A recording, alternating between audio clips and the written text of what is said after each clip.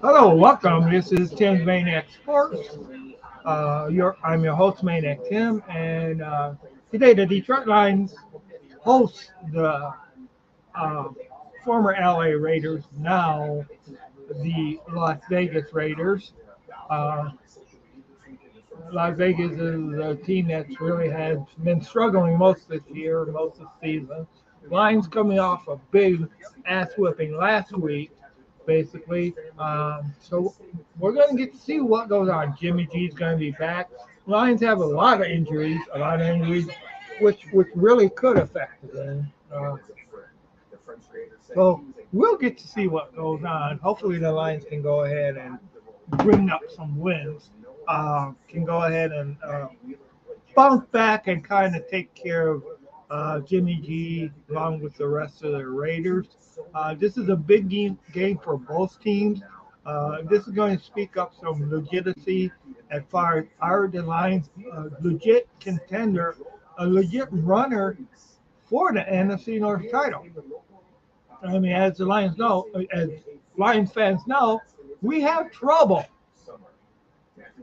Hey, Steve, how's it going? How's it going? I see you're at the game, man. That must be great over there. I was able to get it off for work tonight, so I will be at the game. Not at the game. I will be watching the game here at home, but really wish I was there instead. But man, I let's just hope the Lions can go ahead and regroup and kick some Raiders' butt because this is something they got to do. A lot of injuries. They're definitely not a. They're definitely a different running team, a different offense team when you don't have Montgomery on there. The running back room has taken a lot of hits as of late, and we know this. We know this very well. And this is something that happens all the time, and in some ways, this is the only reason why DeAndre Swift is no longer on the team. Basically, is because of all the times that he has gotten injured. You know, so the Lions decided to go with Jamar Gibbs. But I'll tell you right now, I wish DeAndre Swift was still on that team because DeAndre Swift is a seasoned veteran. He knows what the Lions did, and he has meant a lot to the Eagles as far as in a lot of games. So, I'm not gonna lie to you guys. I was a big backer of Jamar Gibbs. Bring him in, doing what they did. Uh, but so far, yeah, and yes, he's young. He got to know a little bit more, do a little bit more, get a little bit more done. Get a little bit more skills. Maybe build his body up a bit bigger. Just try to just get a little bit better at that position, and then hey, maybe he will be that do threat running back that we were looking at. Uh, and they can justify bringing him in. I'm not by any means saying that he's washed up or anything like that. Don't get me wrong, because that is not where I'm going with this. You know, it is not. Um, I do think that the Lions do need some defensive help. Uh, you know, we're also looking at the Bears. Everybody else in the NFC North, they're hurting. They're hurting. One of the reasons the closest team to us is of course the uh, Vikings, but you gotta have winners sometimes. So that's why the Vikings have won. When they're playing the NFC North teams, and there's two NFC North teams, one of them got to win. Um, I was really surprised on how badly they beat the Packers. So, okay, hey Tim, Hey Tim, I think this is going to be a 2 or 3 touchdown win. Hey, I like that. I like that. I like that. Shoot, yeah, that will definitely bring out the maniac in me. Oh hell yeah, 2 or 3. Yeah, I'll tell you, this is a test for the Lions. So. we'll get to see what they're doing. Yeah, right. They're thinking. He's thinking. Oh God. Oh man, those Vikings. Those Vikings are going to be without Kirk Cousins. At least it's what I heard. It's true for the rest of the season. And that's been the ones that you know. I mean, Kirk Cousins being a Michigan native. So in a way, you kind of root for Kirk Cousins, but the bad thing is that Kirk Cousins is a Viking. So that, that that's the whole bad part about it. Yeah, that's what I was saying. That's what I was saying. Kirk Cousins out for the year. You know, I know there was rumors about hey the Lions should trade Kirk Cousins this year. There was talk about trading him to the Jets earlier and stuff like that. Hey, that's not going to happen when you're injured for the rest of the year. Now they just lost all trade value on Kirk Cousins you know, with him being out for the year. So that's, but I mean, hey, and that's going to really tell, that's really going to tell when the Lions do finally play Minnesota is how good and how advanced the Lions have gotten. Because we have seen all this times where the Lions go ahead and uh, uh, get slaughtered by the backup quarterback. Okay. All right.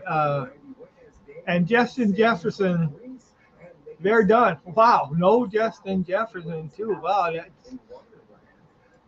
All right. Just Vikings. I I think it's supposed to be. I think Vikings yesterday. I said that if he gets hurt versus Flacker Kirk Cousins, it did happen. Yeah, it did. I kind of figured it with you. How's it going, Mr. Jackson? Euro Jackson. How's it going? I'm all ready for this game. I'm all ready to see the Lions go ahead and kick some Raiders butt. I got a couple Raiders fans at work that I'll tell you what, if the Raiders go ahead and somehow miraculously and magically and demonically beat us,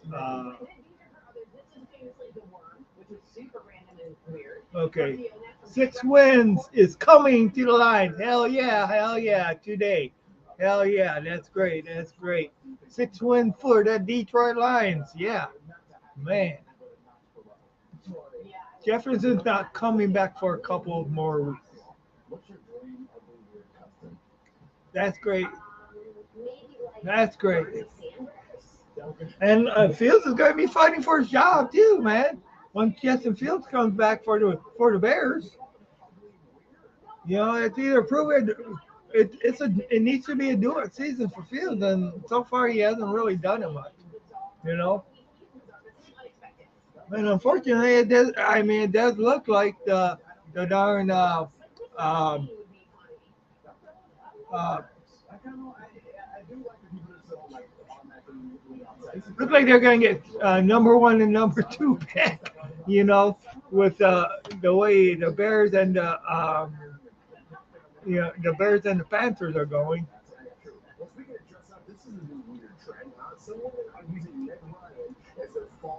Dan Campbell on TV right now, Monday Night Football. Uh, I'm gonna. I got on ABC. I'm gonna put it on ESPN.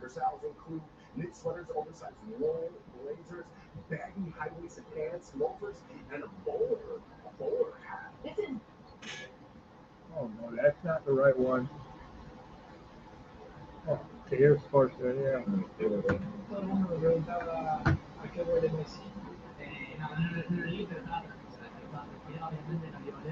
Oh yeah. You did? Oh no, that's for the ESPN. Okay.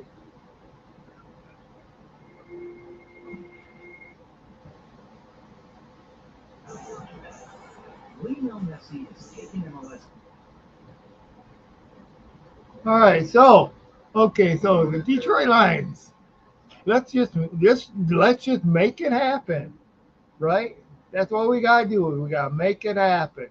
Make it happen. They gotta win by 3 scores. Hell yeah, let's do that. The bigger, the better.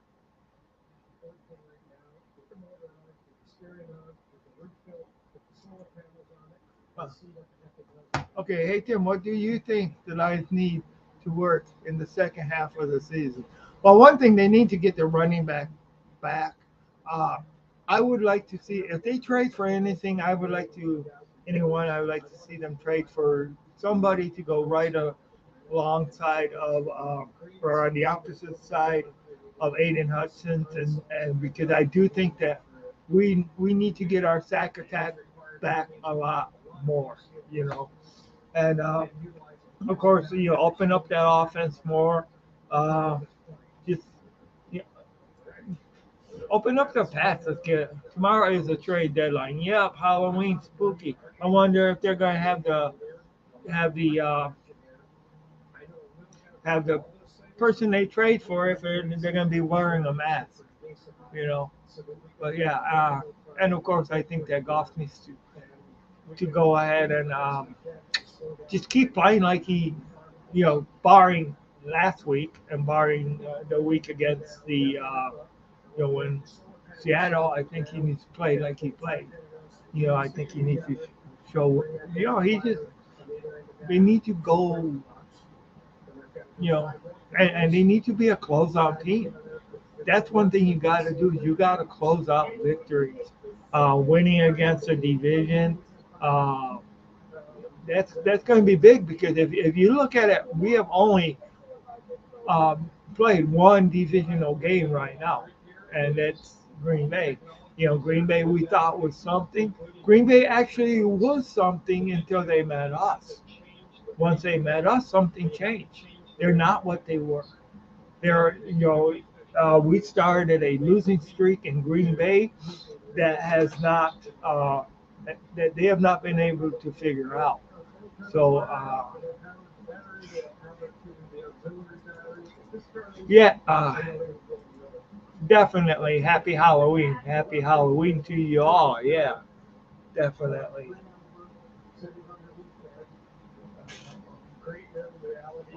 You, all right. Oh, somehow I got that changed on a different one. Okay. But it's you gotta have pressure. We gotta have pressure on the quarterback, and we can't go ahead and be playing so far off, letting so much space. Playing. You got to play some hard coverage, not some soft coverage like we had against the Ravens. That's one of the. Okay, let's see what Steve has to say. I think they need to get together another. They need to get another linebacker and a defensive lineman and a power running back. What? I definitely got to agree with that. Definitely, because that's those and all three of those are things that will help our defense. We go ahead and become a shutdown defense, and not just shutting down the run, shutting down the pass. We go ahead and we do that, and we become that top one or two defense or top five defense in the NFL the last half of the week. Shoot, hell yeah! Thank you, Steve. I do appreciate it. Yep, thank you, definitely. Man, I'm so excited for this game. Well, shout out to Rashan from work. He is a Raiders fan. I'll bring some crying cows for you tomorrow uh, because, yeah. He's a good guy. He was on my show before. We were talking about his Raiders, like earlier this year, I think it was. Uh, yes, I am aware they do got to buy next week. It will give us some much needed time to heal up. Um, but I just, the one thing I hate about sometimes a buy can have the opposite effect on people where they go ahead and, I don't want them to get too settled down. I still want him to come out the following week after the bye. Of course, I want him this week to come out, with a lot of force and a lot of power, to go ahead and actually win this thing.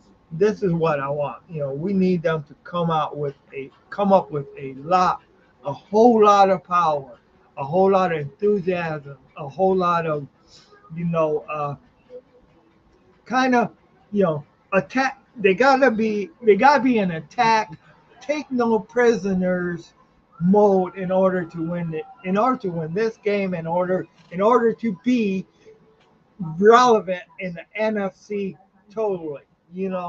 We got to, yeah. I need bye week. We need to get healthy. Yes, once we're healthy, we'll be really dangerous. Yes, yeah.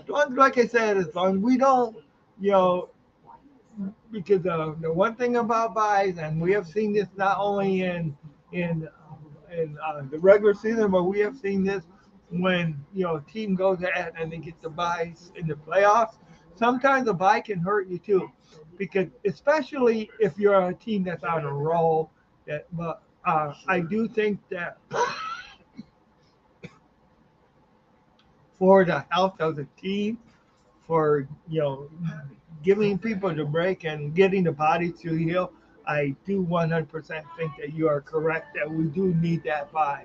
We do need to get healthy because you know, everybody knows this is a collision sport. It's not a contact sport. It's a sport where two bodies go ahead and collide, and every time when you got bodies that collide like that, things break, things get bruised, things get injured, things get hurt.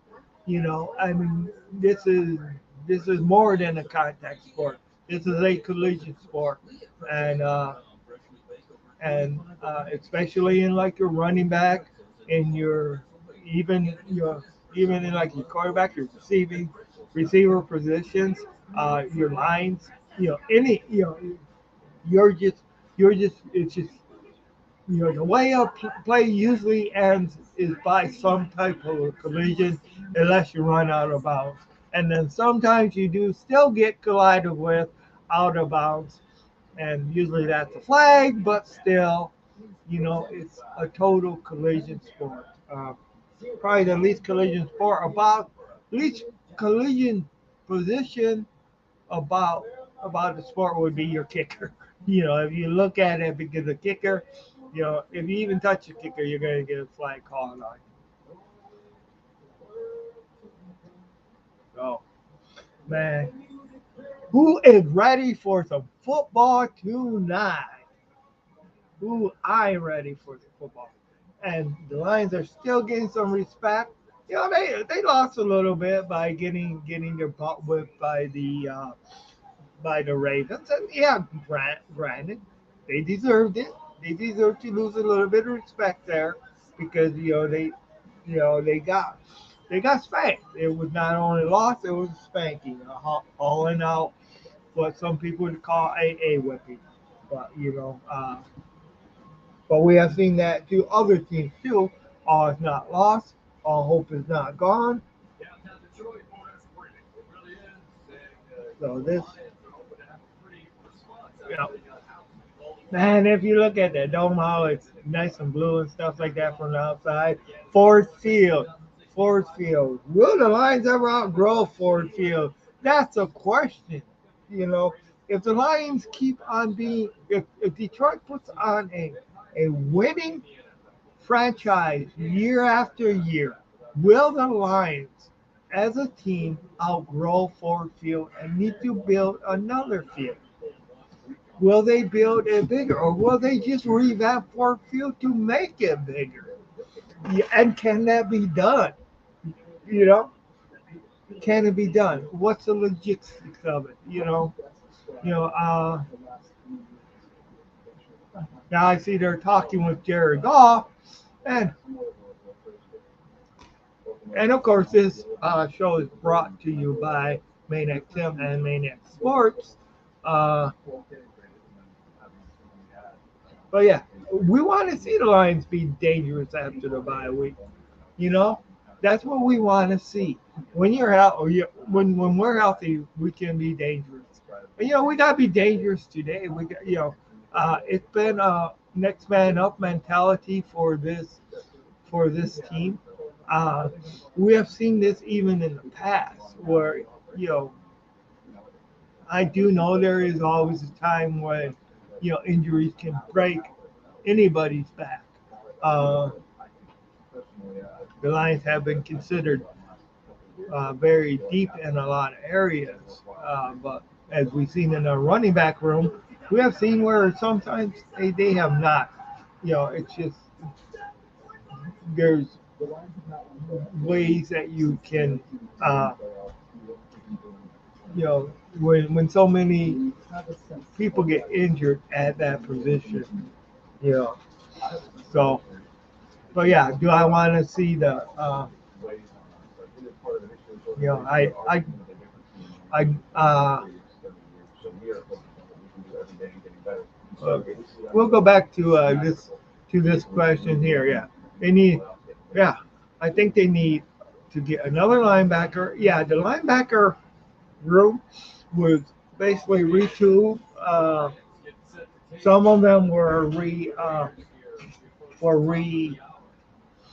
you know they re-inspired themselves in some ways.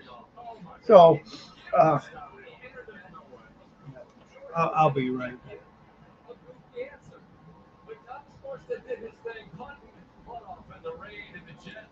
I'll be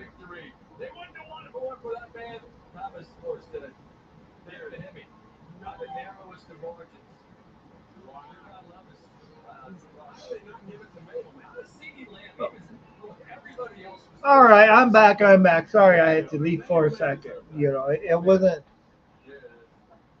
Yeah, but yeah, I'm back. This,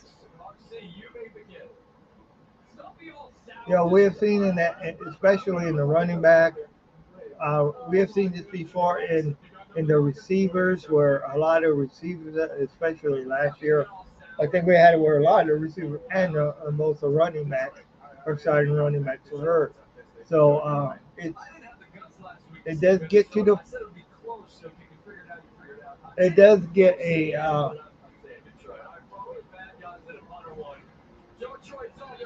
so I do think that Detroit will win.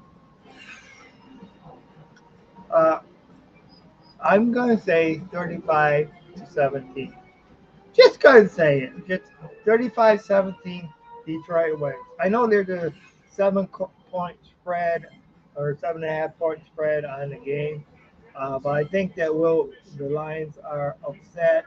They're at home. I think they'll win 35-17. That's my prediction of the game. Uh, I think you're going to see things that just,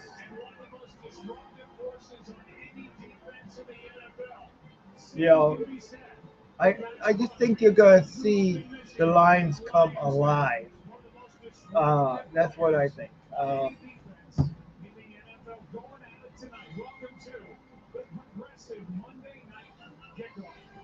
And everybody, anybody, of course, anybody's welcome to come on. I will post the links on the show. I do know Steve had. Sorry, I didn't post it earlier. Uh,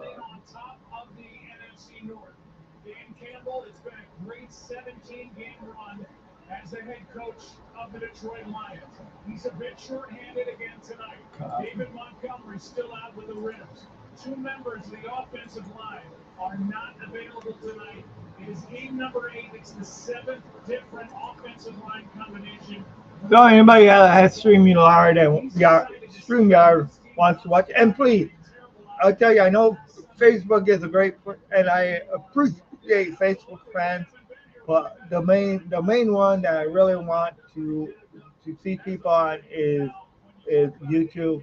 That's my channel that I really want to grow.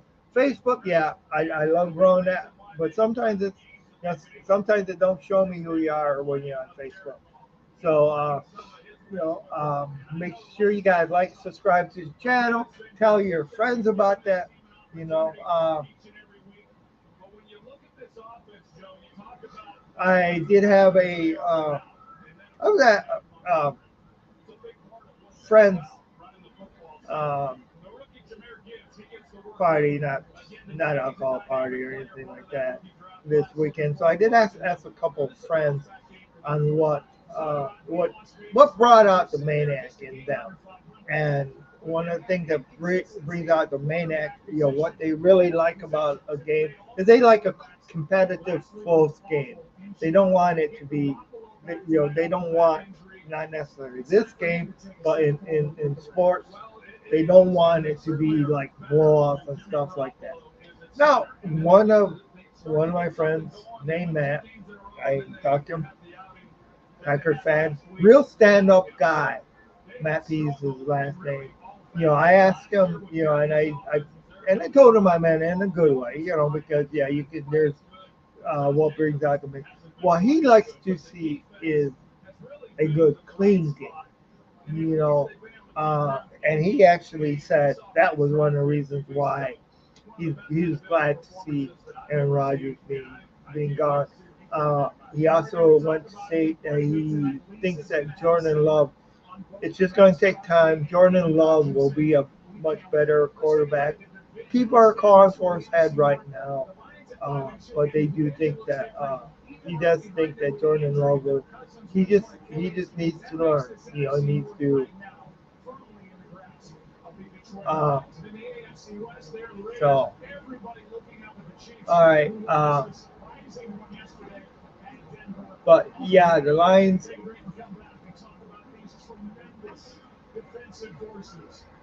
The Lions control their own destiny. That's what is great about this. The Lions definitely Detroit their own destiny. They decide, and it's by wins or loss, they decide if they're going to win the NFC North here. If they're going to be contenders. Yeah, this is just one game. But every game counts at the end. I remember how much Seattle cost us last year. You know, I mean, yes, we lost to Seattle this year again, but just remember how much. So Lions just need to go ahead and open this thing up, and they can't they can't even let people think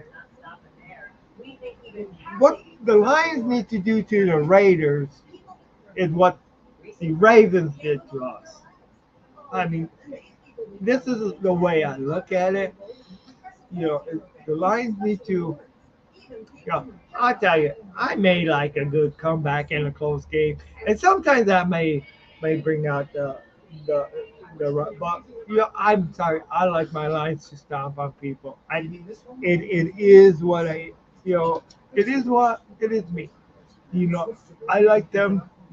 Me, I like to see dominance, and this is what I want to see in this game. I want to see them dominant. I want to see them just go ahead and show the NFL that last week was a fluke. That's what I want to see. They got to show the NFL that last week was a fluke. And you know, and this is a StreamYard. Anybody who wants to come on, uh, please let me know if the TV's too loud in the back. I'm going to keep on streaming, try to get some of the play-by-play and stuff like that. And so this is this is a watch party too. Um, but basically, I want to watch my Lions game. I took it off to see this, to see them. Um, see them play Monday Night Football. You know. By the way, I do need to apologize for not being on last week. And believe me, it wasn't because of that horrible loss that the Lions suffered. That wasn't it. It's been a lot of things as far as that work that was going on that kind of kept me off last week. This weekend, I don't know why I was kind of recovering from work. So, but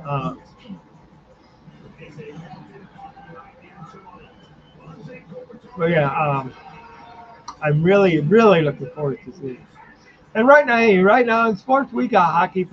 It's hockey season. It's basketball season. World Series is going on. You know, everything is going on. Uh, I know a lot of people don't like that symbol that the line on the Lions helmet. I like the Lions helmet. I have always been partial to that symbol, uh, that logo that they got. Uh, so I like it.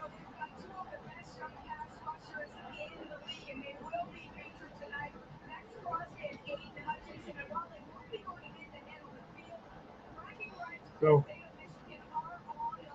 man,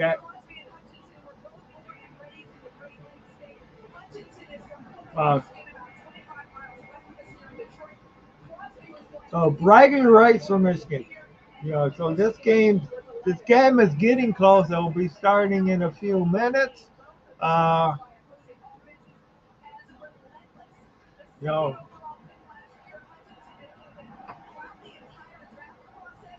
yeah. What do you guys think of those triangles Hutchinson has on his iPad? Up on lower. By the way, happy Halloween. Let's hope that we get that the Raiders get tricked and that the Lions fans are deserving the treat. You know. So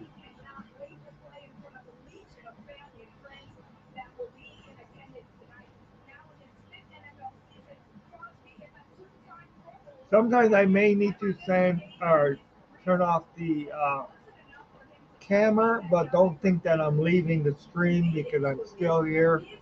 It's just that sometimes I may need to turn off the camera for one reason or another. You know. So one sec here, I will be.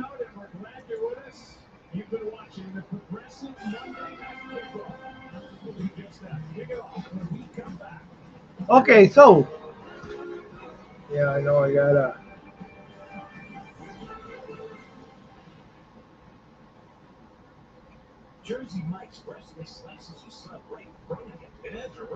And please, somebody who is still watching, please let me know if it's too loud for you, or this is a watch party for Ken's Main X Sports. Uh, I know Michael Mike is having his own watch party.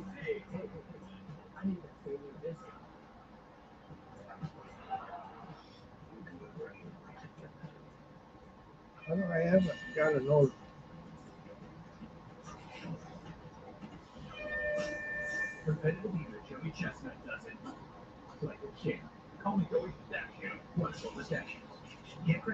So yeah, so in just a few minutes, probably after the commercials, we will see the line kickoff at live from Ford Field.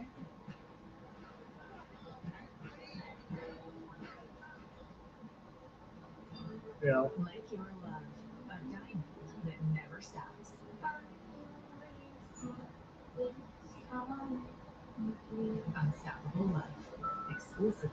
Uh,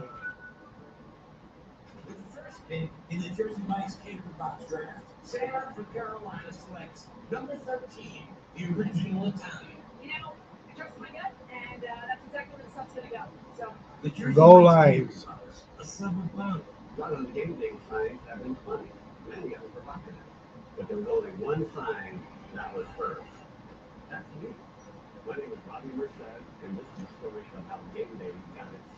Okay, so I'm also going to be on the Detroit line chat here with people on Facebook. So you see me looking at my phone. I'm also in a group chat, kind of seeing what people have to say.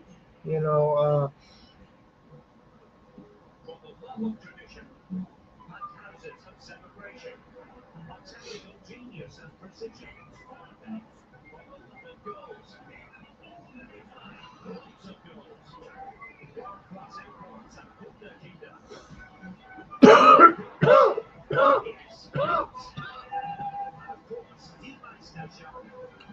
Detroit Lions just need to open up a can of Maniac and put some hurt on the Las Vegas Raiders.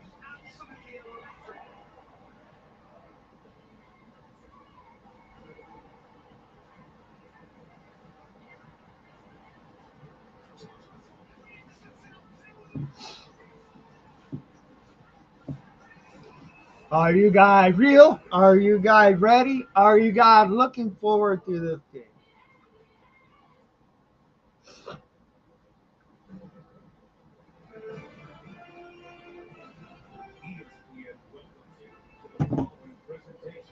So I'm watching this on ESPN, and anybody who has ABC, you can also watch the Detroit Lions on ABC. So you don't need cable right now to get this. You can get it um, on their channel, which is good. Wow. I mean, this is a team to be reckoned with. Detroit has had so many bad things happen in Detroit.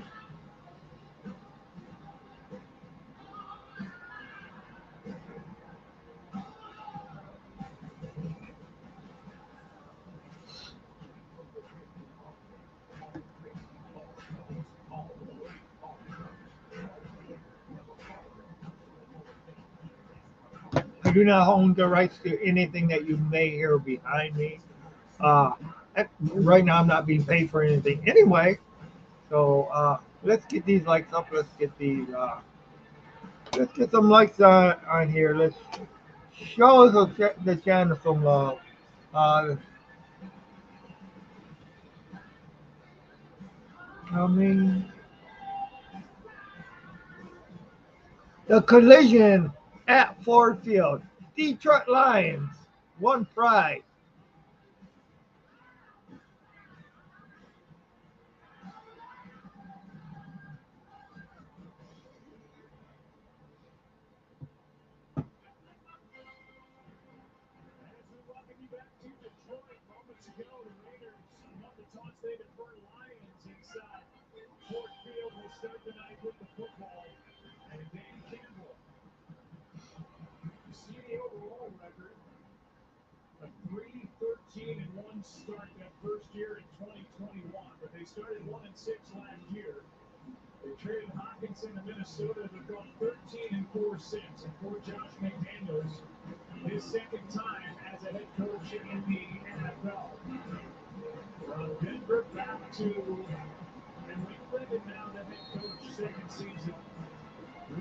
We are getting ready for kickoff now.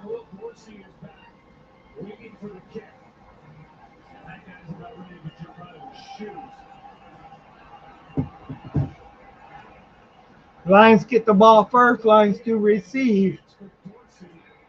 Dorsey goes ahead, runs back, a little bit over the 20 yard, probably about the 22-yard line. Detroit runs it back to like the 22-yard line.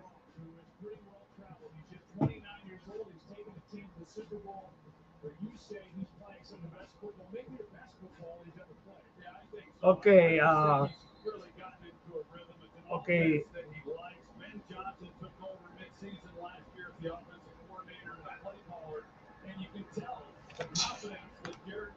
All right, so Jared Goff back, hands it off.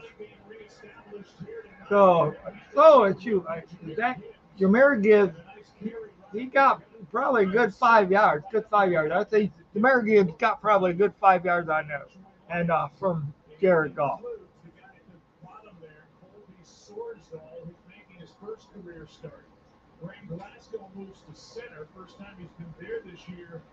So Glenn Glasgow's the center. Wow.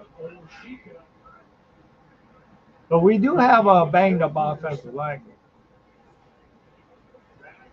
Gibbs didn't get nowhere. Tried to go off the middle, maybe a half a yard to a yard. So it's going to be third down.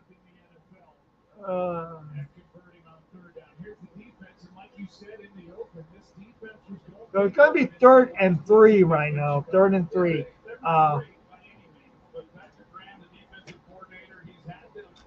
One thing the Lions need to really be careful on is getting too predictable. If they're always run, and we know that the Lions are an orientated run first team. Jared Goff brought back to pass, catch by Sam Laporta. Goff to Sam Laporta, first down, and not much more, maybe 1 yard extra, maybe 2. So, yes, not a lot of yards after catch. That was kind of like a safe one. What's going to happen when Jahmyr Gibbs and Goff gets on track? That's one thing that's another handoff to Jahmyr Gibbs. I meant Jamal Williams, not Jahmyr Gibbs. And also, so he right now we're seeing the bell cow. The bell cow. Gibbs is being the bell cow right now. He's the one that's expected to step up. He had his he's more or less his mentor for the few weeks, taking him, showing what he needs to do, and now to pass out to Gibbs for the first down right now. Pass out to Gibbs. Lions with a second first down. So a lot of ball control. Mixed up a pass and run here, and no shots downfield as of yet.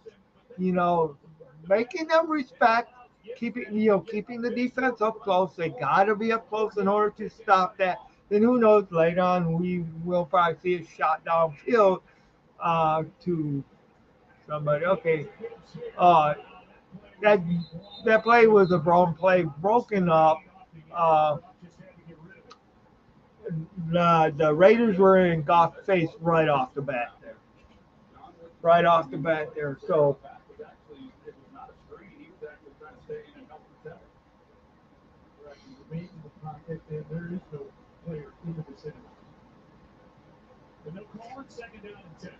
Okay, second down, 10 yards to go. I think Goff was thinking that Gibbs should have been out there more. So there was Gibbs out, caught the ball.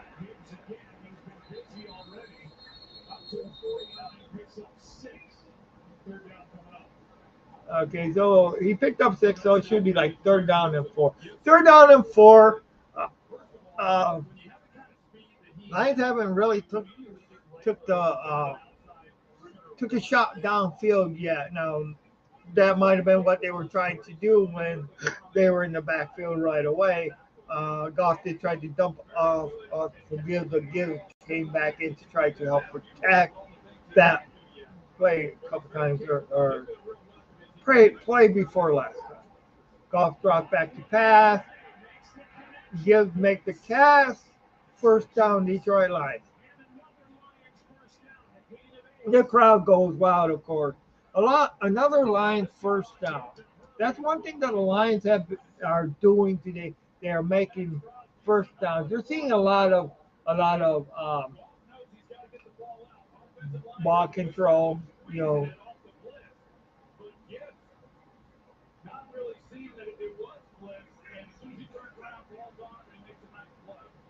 Now the Raiders are not making it easy for the Lions.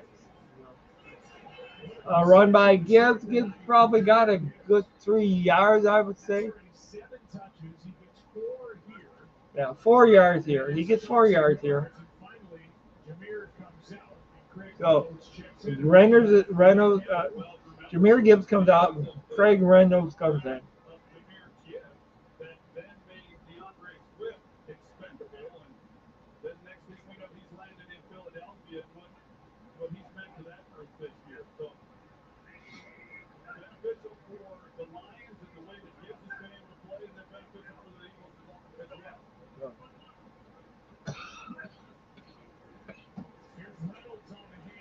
Reynolds on the handoff. First down. Run for.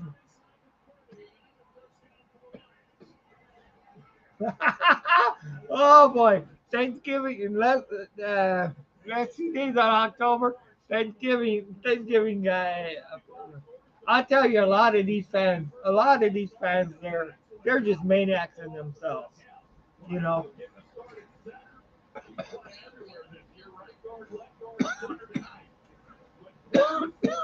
This broadcast is brought to you by Tim Maniac Sports. I am your host, Maniac Tim. Coming at you, another run, maybe a good 2 yards.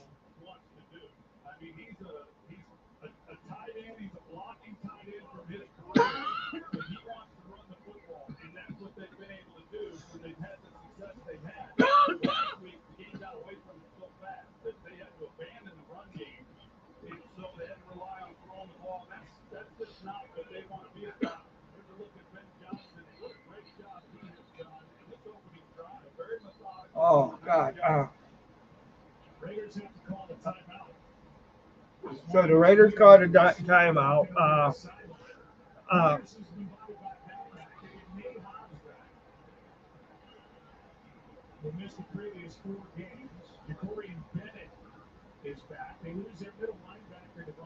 I will be back in once. Hey guys, I see we had someone else join. Uh, you're watching Tim's Maniac Sports. I'm your host, Maniac Tim. Goal lines, yeah, definitely. Thank you, Facebook user. I do appreciate it. Goal lines, 100% goal lines. All right.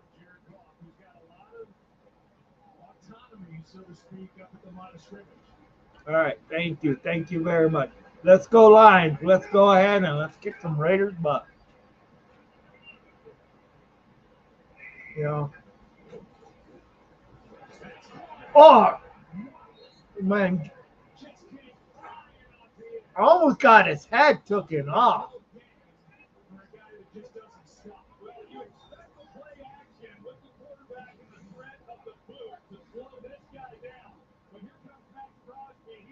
Matt Crosby almost took Jameer's head off there. Uh,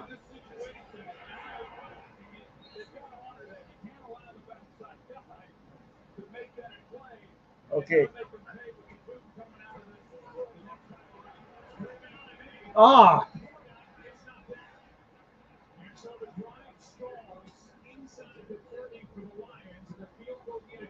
field goal unit comes in. This is not good. I'm not going to lie to you. I'm not going to whitewash it. They moved the ball down to the 30. They're down and 8. They go ahead and they, you know.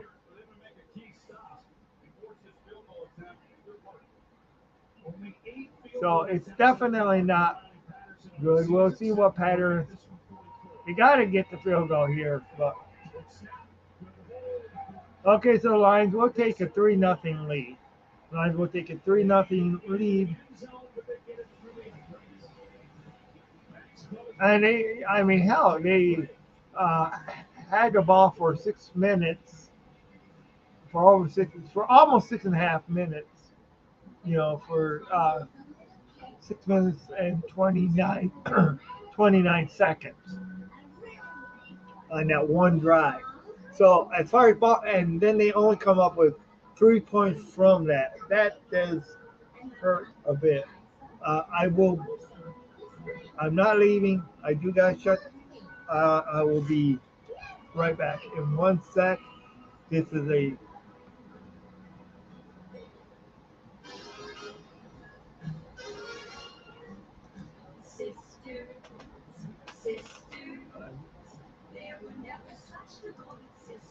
So remember, I'm not gone. I'm just doing something real quick.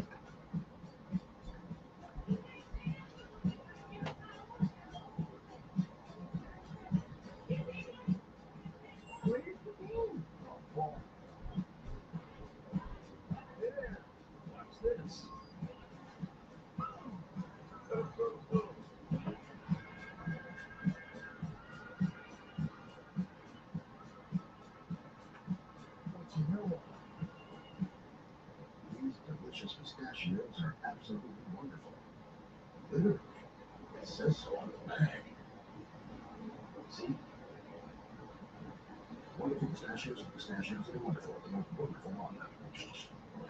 That Portuguese flavor as Tua and the Dolphins square off with Mahomes and the Chiefs.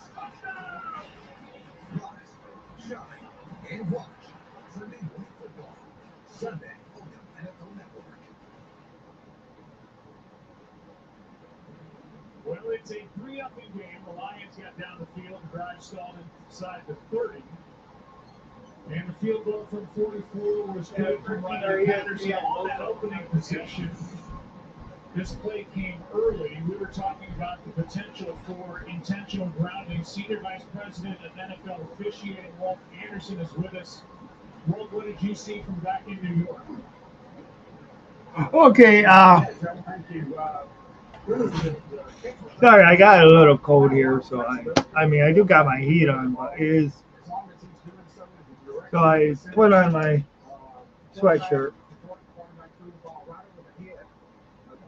Receiver number 26, he probably could have even reached up and touched it. So we feel this was both in the direction and vicinity and was properly not called a foul. Okay, thank you, Walt. And we'll leave it at that as Fox will kick it away for Detroit. Okay, so 3-0 lead by Detroit Lions. With DeAndre Carter waiting deep for the Raiders, and we'll see what kind of an answer the Raiders have. So we'll get to see what type of answer the Raiders have, and we'll get to see what the Lions defense for the first time tonight after the slacking they took. Now we know Jimmy G. He's a good quarterback. He is he can be. He's 100%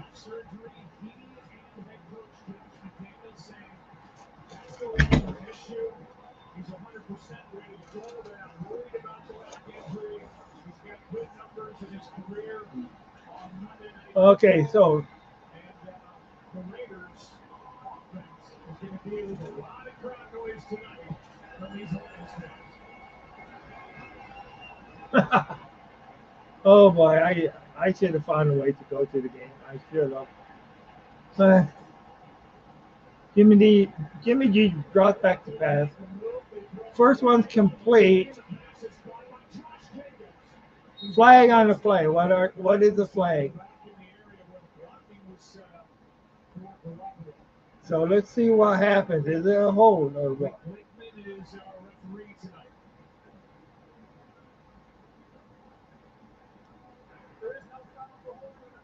There is no foul. Oh, wow.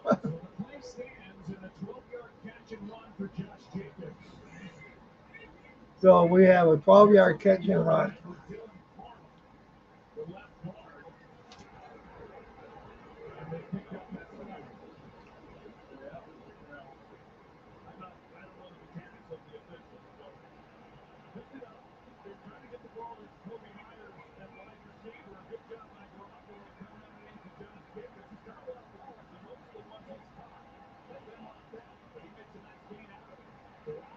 Oh, you got. Okay, so that play was broken up. And there wasn't much out there anyways. Alex Anzalone had him sized up if the catch was made. Second down. Well, that's 2 plays now to start this game. Where leaders will come out. They're trying to get the ball down the field. I mentioned the throw on first down. They're trying to get Kobe Meyer. Wasn't there. This one here, they're going to go vertical and try to take a shot up that left sideline. And he didn't like what he saw there either. But he has to come underneath. I mean, they're taking guys right down to the ground here. I don't know. First run, nowhere.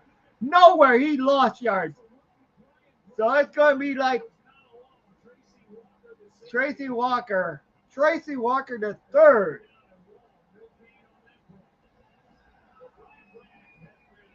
So it's going to be third down and 13 probably. I know it's saying third and 10 on the. It's more than.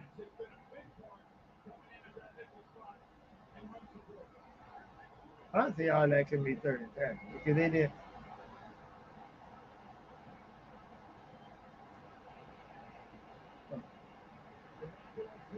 Well, up goes running, almost gets it,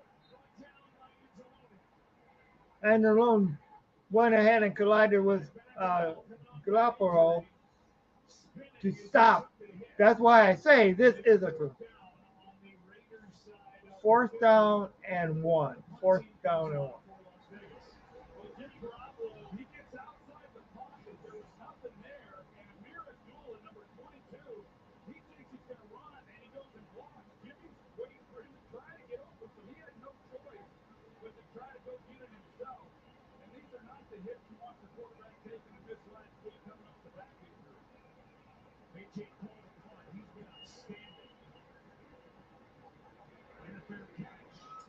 Fair catch at the 11-yard line for the Lions. Okay, now we get to see Jared Goff for the second time tonight.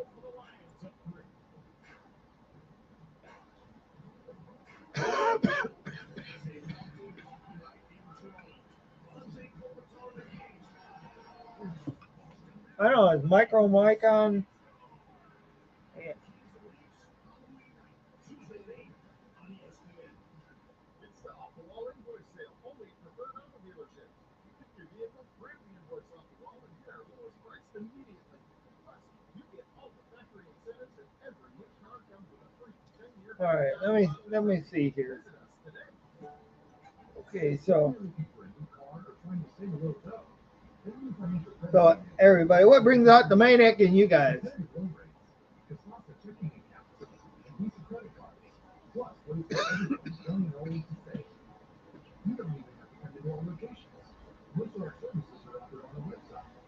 Family Financial Credit Union was Egan's credit union for over 80 years.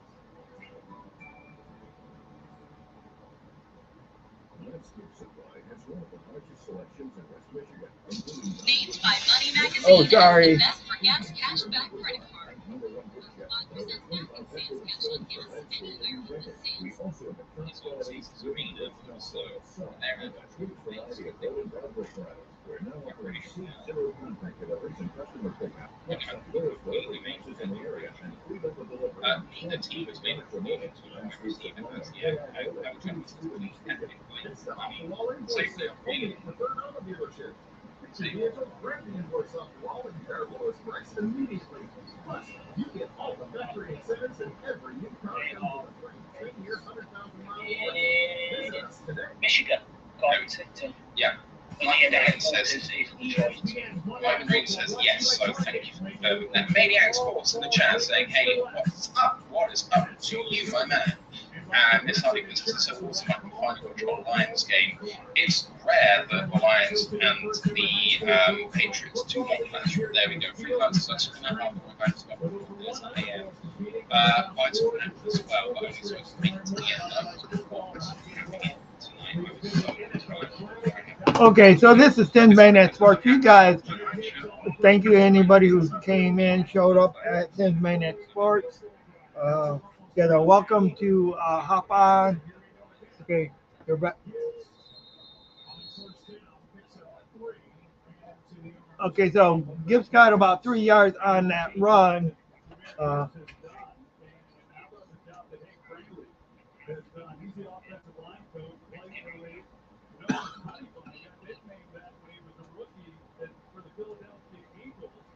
Okay, I might as well start getting some. Especially this year, the heartbeat of this offense is the offensive line, and we mentioned it. They've had All right. line changes tonight being their 7th.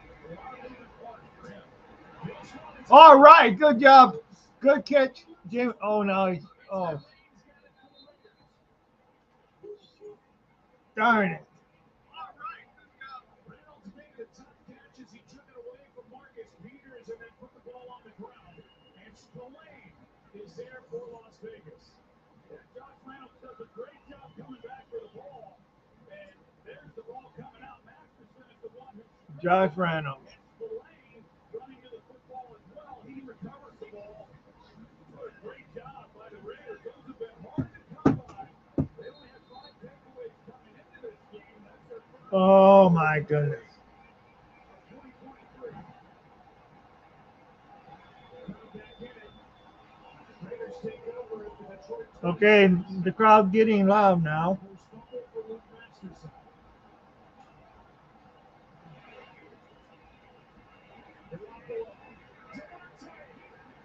All right, Lions get it back. Good job, Kirby Joseph. Detroit Lions get it back. Roar!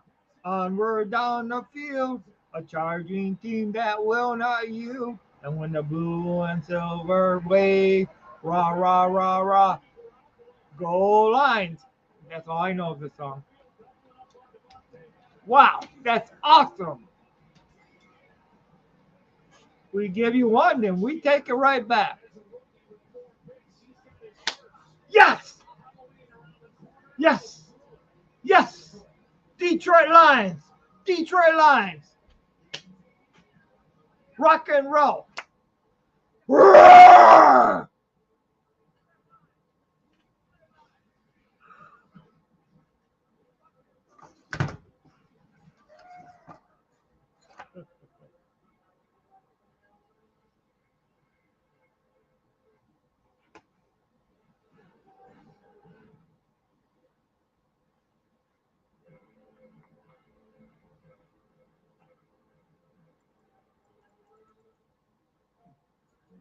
Go Lions.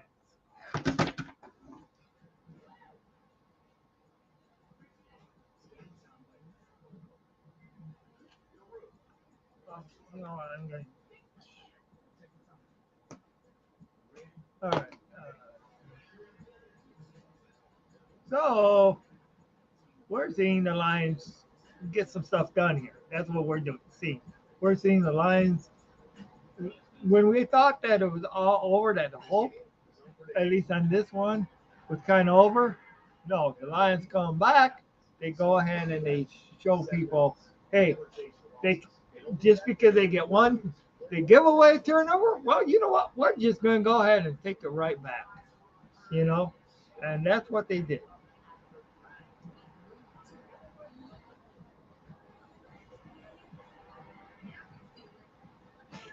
So that's how the Lions play. You know.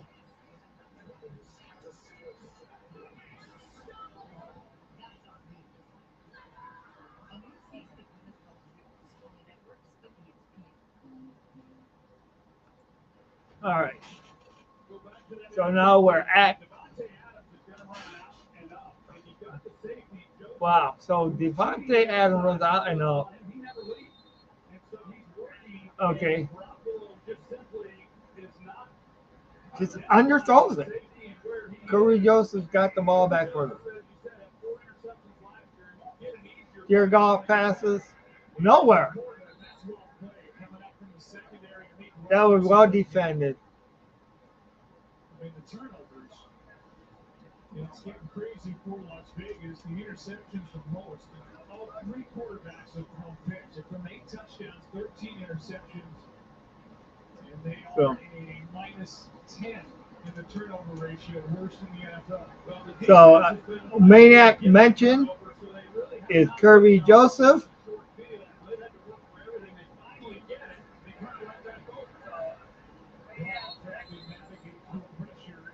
You can see their offensive line. The Lions' offensive line is not on sync, and they're trying to get Goff. They're putting a lot of pressure on Goff in order to get him off this game. And you can't blame the Raiders for doing that. They're just trying to win this ball game, as the Lions are.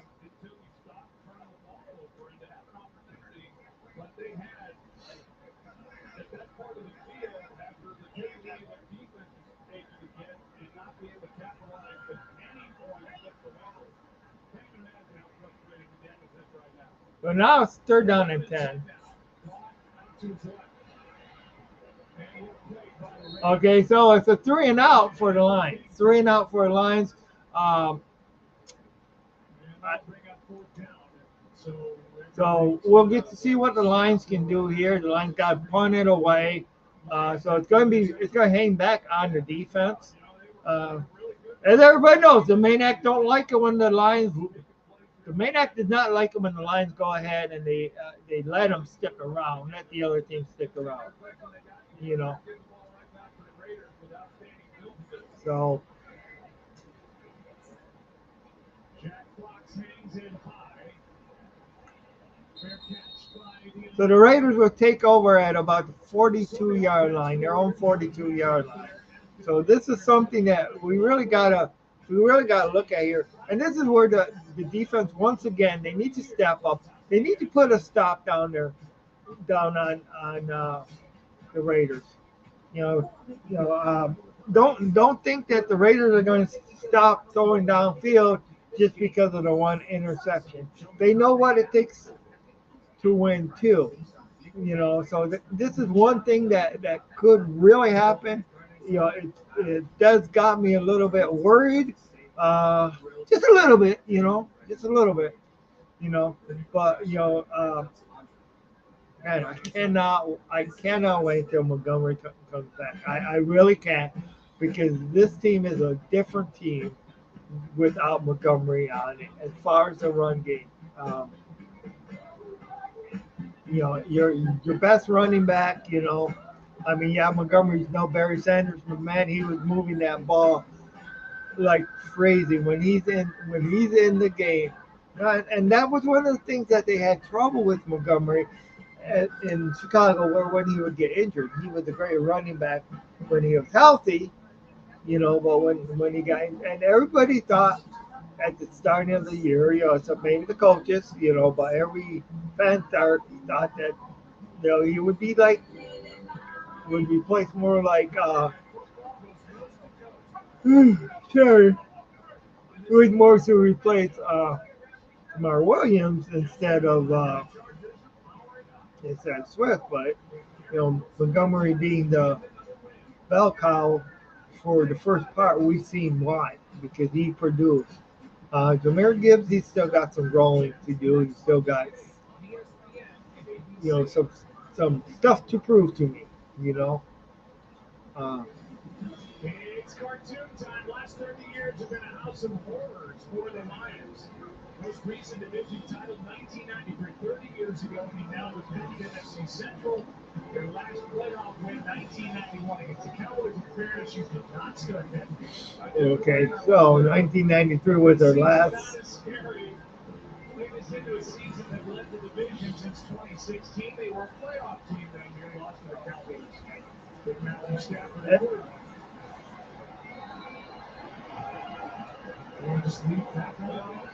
Okay, so here we go.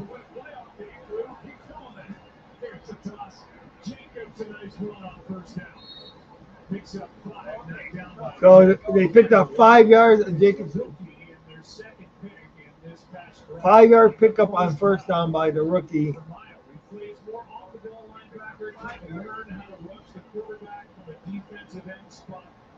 This is a learning year for Jack. He is now. He's really done it. So they go for a second run. They're down in one. Wow. They're pretty excited about that. He might have had the ball off twice in his third one. They hurry it up. They handed it to Jacobs. And he gets stuffed in the backfield. Anzalone stuffs him in the backfield. So now it's going to be 4th and 2. Anzalone.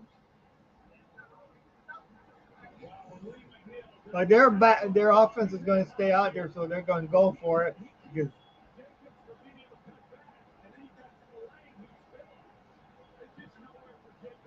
okay, so they're going to go for it, or they're at least going to try to draw them offside.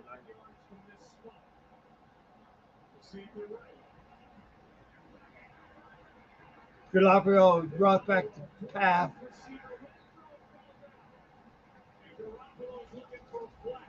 All right.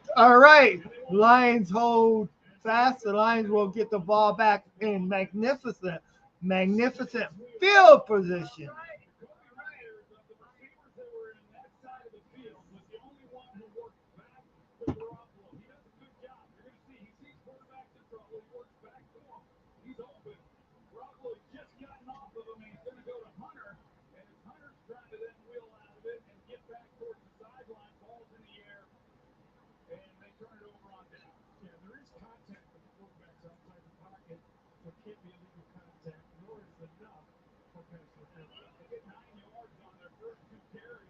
So,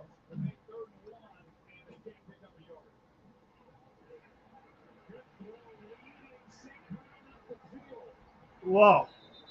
St. Brown, his first catch of the night. Oh, by a flag on the field. Right now, a 12-yard catch and run by Allen Ross St. Brown, who was added to the injury list yesterday as he was sick, but able to make the start. Here's Cleat. There is no foul. There is no foul, so they picked up the flag. That's twice they threw the flag and picked it up. Wow.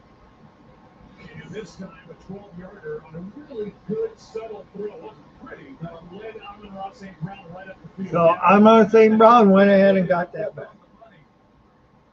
He's trying to get the ball out as quickly as possible and not even able to grab the laces. I thought they were going to get Josh Reynolds for blocking the back, is what I thought the penalty was. I think it was a good enough ball, and in fact, they picked it up. If, in fact, they'd thrown it because they thought a man was downfield. Goff protected over the middle, passes back for 9. St. Brown again. As we send it down to Lisa Salters. St. Brown, number 1. Symptoms. He says he doesn't have a fever, but is still feeling some of that tonight. Particularly, he said the sore throat. So he's not 100%, but said he feels good enough to play. Here's a carry by Gibbs. All right. That's with a tackle to the end of it. Going to go back to that wobbly throw by Jared Goff. Reminds me that Peyton Manning led his career with throwing wobbly passes. And someone asked him in the press conference, "Hey, you threw a lot of wobbly balls." He said, "Yeah. Throw a lot of wobbly touchdowns, too." Remembers that. Gibbs is backed up by Epps in the backfield, a loss of 1. Yeah, no stopping points, but it was effective. Oh, I mean, at the end, big man. I'm not sleeping. I'm looking at my phone. Sorry.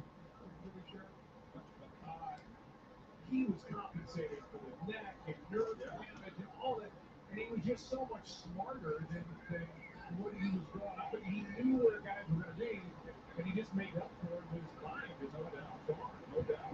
There are those guys who, because of their minds, are able to play longer than others. That's what my career was much shorter. 50 seconds left in his first quarter. This is drop. Mark Marcus says, I'm pressing with the chat saying so good when the UK won 1.5 plays behind us. Appreciate you guys, but don't worry about that. You can absolutely put the comments in the chat. It's fine. Second down on the left. Second down on the left. We've got Wizard shotgun. You 11 minutes now. Reynolds going left and right. Starting Reynolds. And it's he was hit very well by number 20. He starts to pull it together. He's going to be a real weapon. They keep trying to get the ball to him down the field. But he's an outrun. They still got to get in sync.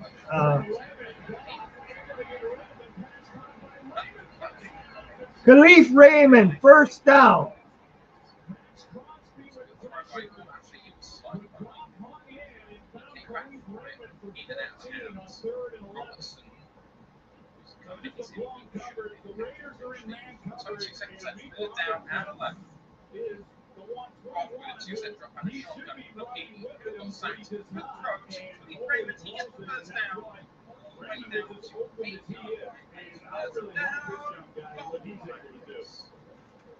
And you can see the frustration for Nick Robertson. Emotionally,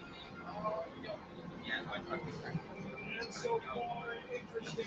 Lions are knocking off the door again. They lead Las Vegas 3-0. So field position does matter.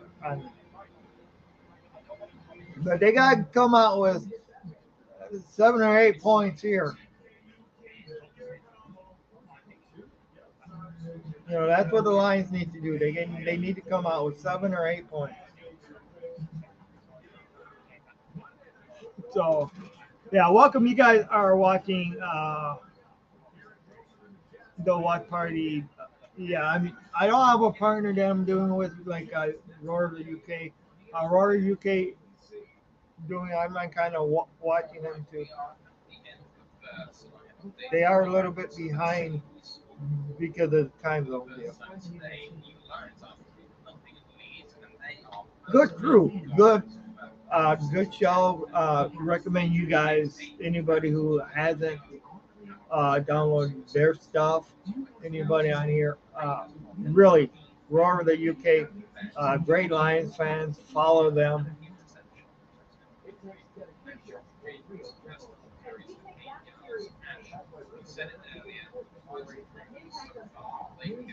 So sorry about the yawning.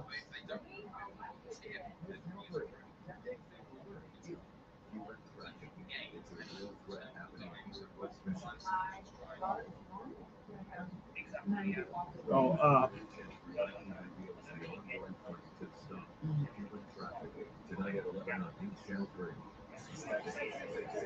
and if you see me looking kind of funny, I'm watching the TV too. So in order to see it, and my TV is a little bit to the side.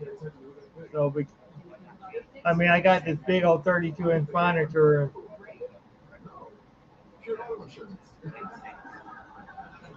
Seriously. Pure City drivers are 100%. That's it. Here's that more change. You're driving the ball.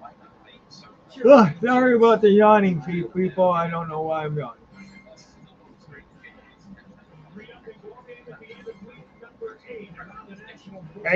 Tiger Stadium or Comerica Park is so first and goal for the Lions. Thanks to Khalif Raymond, also St. Brown, and good old run, first down run by Jamar Gibbs. Yeah.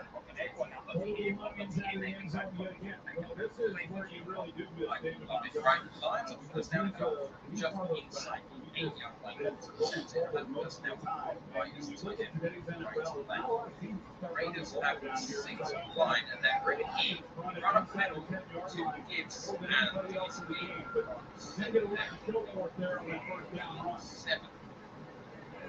Pitch out to Gibbs. What is the flag about? Hold it.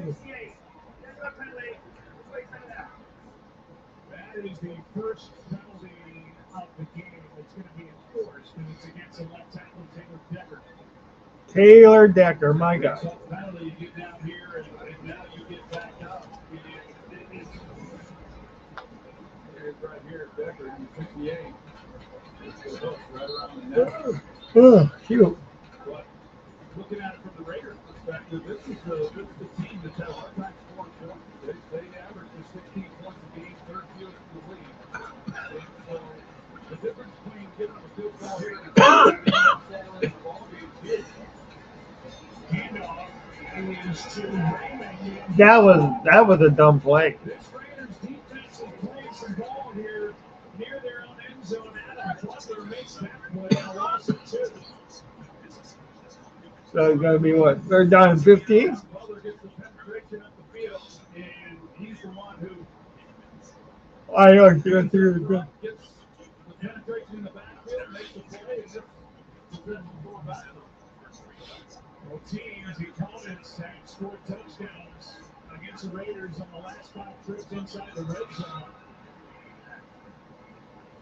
Hey, good defense here. Here's a catch by Raymond. Looking for a combo. He's brought down to the 7. That'll bring up 4th down. The crowd is begging for the Lions to go for it. So is Danny going to go for it here? And they may have convinced Dan Campbell to do just that.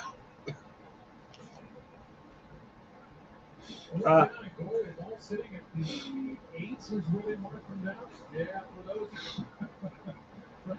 those that are wondering, the analytics that kick the field goal, which is rare. But yeah, I would fill up the field goal as well. I would take the.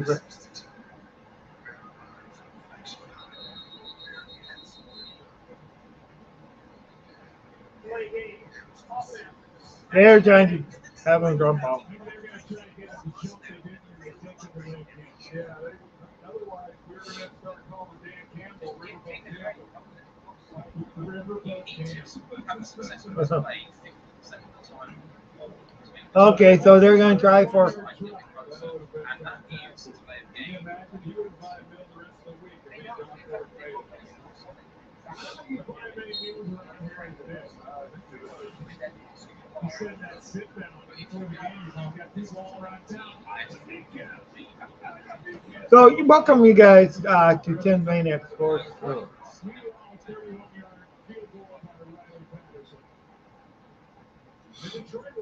Sorry, my hands are a little cold.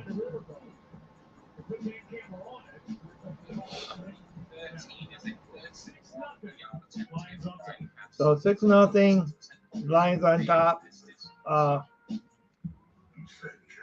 Snappers away, Coles is good, and the field goal is Lions. Have set their lead. Nothing but Ash. That feels quite disappointing. Okay, so welcome.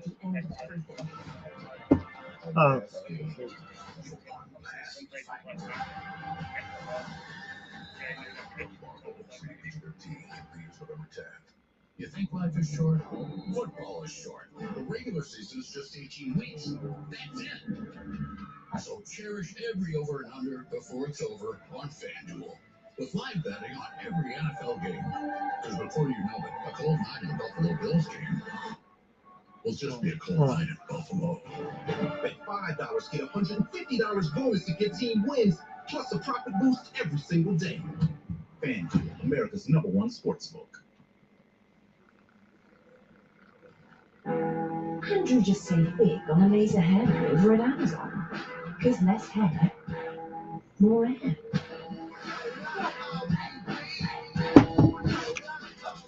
Okay, I will be right back, guys. I'm sorry, I do need to take a quick break here. Face to face with problems we didn't create. So what's going to happen next? We are.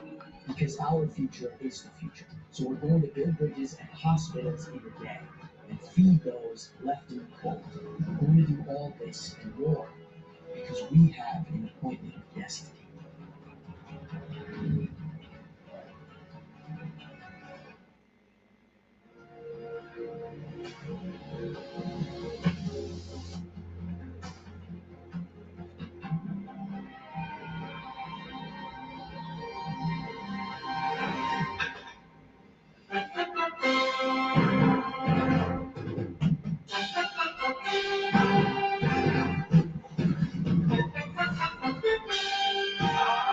Yes, Rory has made his choice. And sporting the iconic ABC blazer for Halloween tomorrow. Happy Halloween, everybody. Thanks, Rory. We're honored. The yellow jacket improves everybody's looks, doesn't it? Yeah. Well, they just take the focus away. Everything that's above it. Well, the Raiders offensively have run 9 plays. Devontae Adams has been targeted once, no catches. His first 9 seasons, I mean, how many games have we seen this guy just dominate? And so good at getting off the line of scrimmage. You see the list that he's on. First 9 seasons, 700-plus catches, 80-plus receiving touchdowns. Numbers are down to start this season, 3 touchdowns, and he's been frustrated. Been an All-Pro each of the last 3 years, including back-to-back seasons on 2 different teams. That's hard to do, as Jacobs carries for 3. Yeah, and a couple weeks ago he came out and made some comments. He's obviously frustrated that he hasn't gotten more opportunity. And so last week in that loss to Chicago, they came out and it was obvious. Okay, I'm back, guys. Sorry that I had to leave for a second. It was unavoidable. We're in the first quarter, and a lot of quick passing, as you might imagine, but he didn't get targeted again until late in the third quarter. Now, like you mentioned, Joe, they only run 10 offensive plays. They've missed some real opportunity, but he's a guy, like most great players, you want to get the ball early. This one is Tip. incomplete. Wow. Looking for Adams. Garoppolo was over the middle, and it was tipped by Lee McNeil. Big guy in the middle who really shows up. Well, really good route by Devontae Adams off the line of scrimmage. You see him there in the slot as it comes off the football, and the move that he's able to make to create separation is outstanding. As the ball gets deflected, like you said, and that was a chance for a big play. You may not know his name, Lee McNeil, but he's good. Whoa, Lions fans know his name, Lee McNeil. They're down in 6. Backpedaling, and Renfro can't make the catch with great coverage. Look like a 3-and-out. I think this is somewhere where Hunter Renfro has had some problems this year. There's a lot of conversation about why isn't he getting more involved when he's pressed and he's got defenders up in him. Like here, he just hasn't created that same kind of separation. Now he's slipped, but you see Jerry Jacobs, he slipped as well.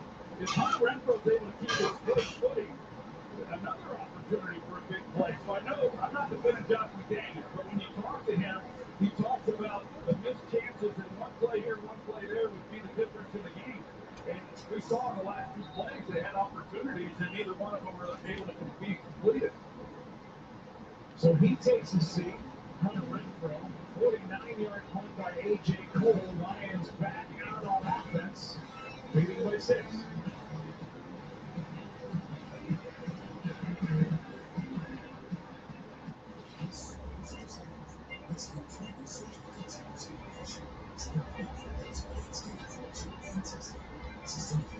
Okay.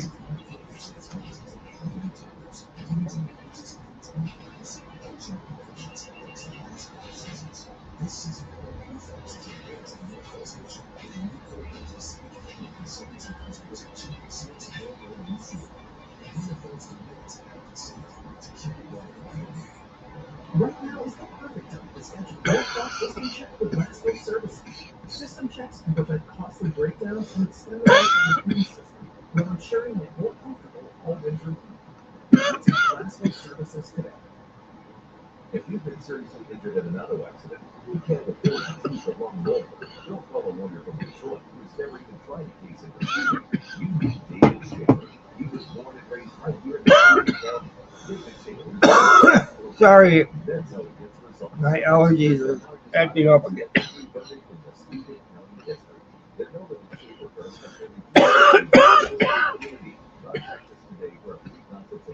You don't pay unless we win. But defensively, I can say the Lions have stepped up. So, but I would really love to see more out of their offense. I don't know what's going on here. I don't know why they're. Yeah, I do know Jamar Gibbs. Jamar Gibbs is not David Montgomery, obviously.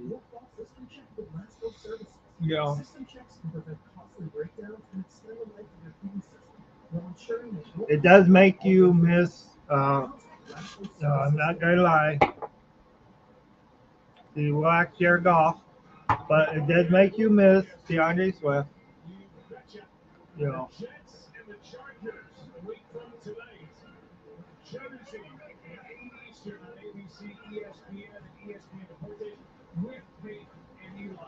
So.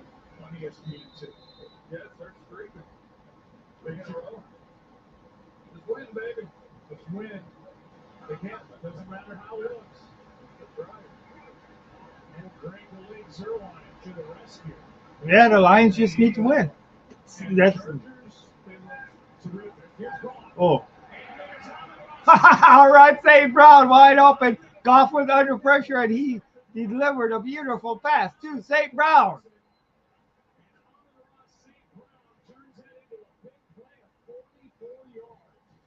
44 yards. I mean,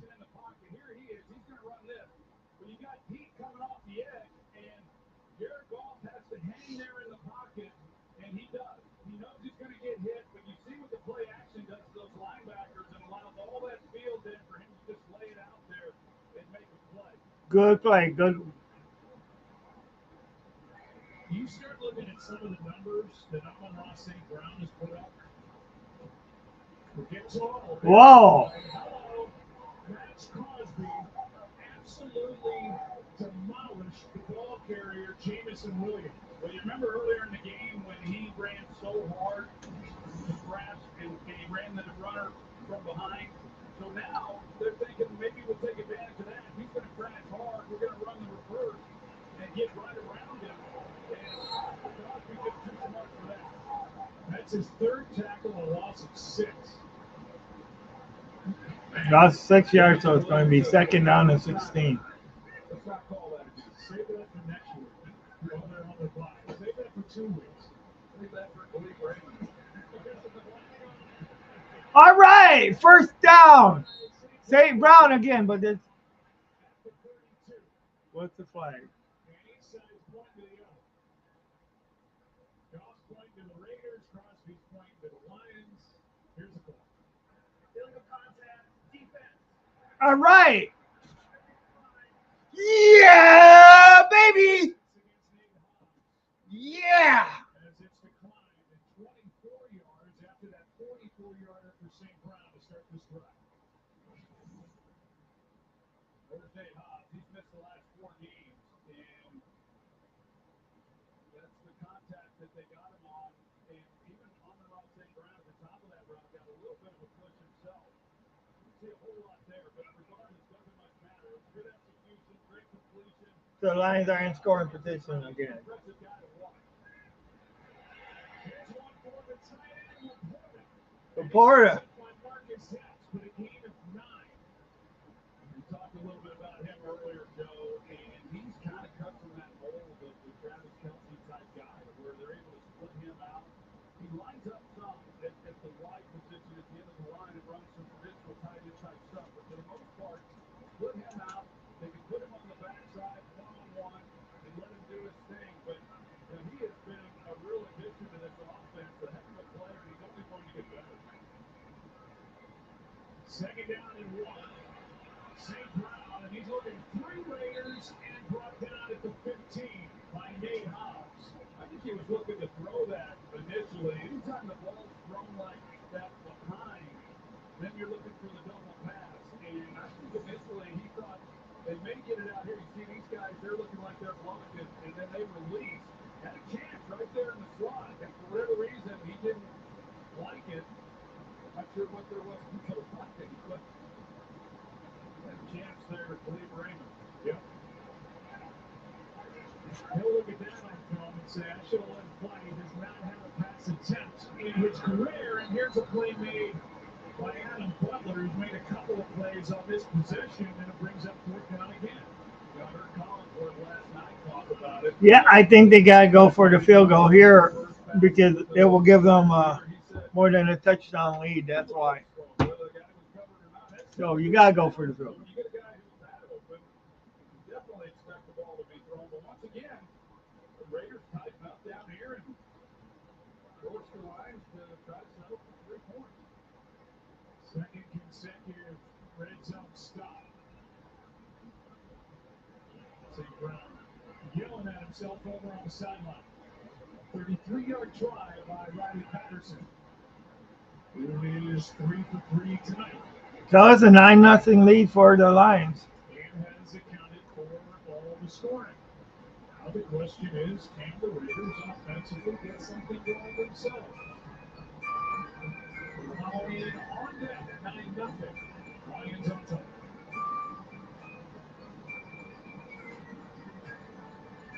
So we have the Detroit Lions that are on top.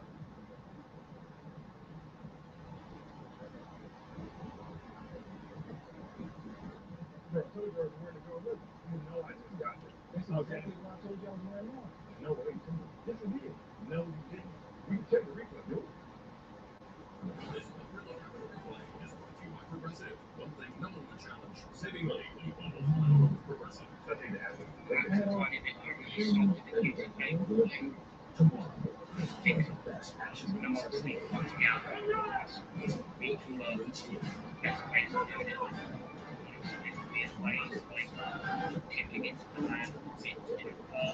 What you guessed it. Hopefully they find a way to win. Get some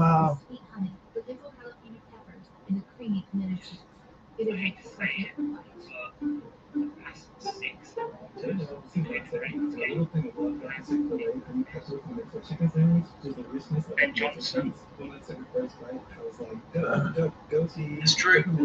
I don't think you can argue. the Lions are a different team without Montgomery. They'll get you some easy does it dust spread.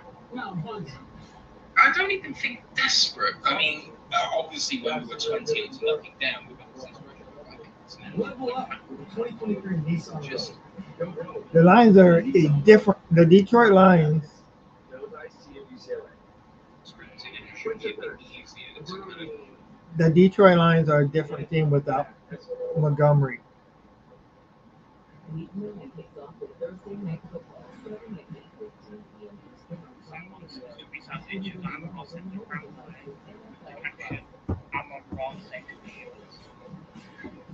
Well, Aiden Hutchinson took the opportunity to dress up. He got water, he got his back easy, sharp foot. And before the game, tonight he met sharp foot. They were longer than playing sharp foot. Never a true shot. Gibbs is a great change of pace back. He had a great first drive today, but since then, Raiders have tightened up against the run, and we've struggled to move the ball forward. Wow, what did they encourage us to drive it? Sean, did you know this? He came here to the Sean boy from Sean long ago. Set up for this. I don't know if they're Oh my god. Do you know this? Do you know this Spike is? 20 years. Yes, but I don't know the game. I've never seen. Yeah, same kind of genre playing on like NBS. Really, that film, the CGI is horrific. Those films are my childhood. Another kick out the end zone. The Raiders are coming out to the 25 of Olan. Laughing his fucking ass off. And it's not even saying, oh, no way, Matt. As if I'm meant to know. She says, it's obviously so good. 32 minutes maybe. Exactly. I don't buy it. First down, 10, 8-0-8 in this first half. The Lions need to keep the shutdown going here. Jimmy G in the center and takes a snap and play action. And he could get out in the backfield. That's what Andrew done to right there. And hit for a gain of 7 by Jack. Nice move. And he's got a first down carry where he tucked down by Kirby Joseph for a gain of 9. First down by the Raiders. Well, hadn't seen a lot of this by the Raiders this year. Nice cutback lane there for Josh Jacobs. Jacoby Myers, he comes in. One of the things that I really enjoyed watching was Jacoby Myers. You can go back to when he was with Wayne Myers. He's a good route runner, but very involved in the run game with the blocker. He helps seal that in. Okay, so I'm surprised I can't see my hand. Toss to Jacobs, who cuts back and weaves his way for a nice game. Last year, he led the league in rushing, yards from scrimmage. So the defense is start tightening up here. There is a flag down, although they're sitting 50. Good call. Personal foul, putting the low block. Defense with Oh, geez. 15-yard penalty, first down. That's against Jacobs. Dan Campbell gets the explanation. So we'll try to find it on replay.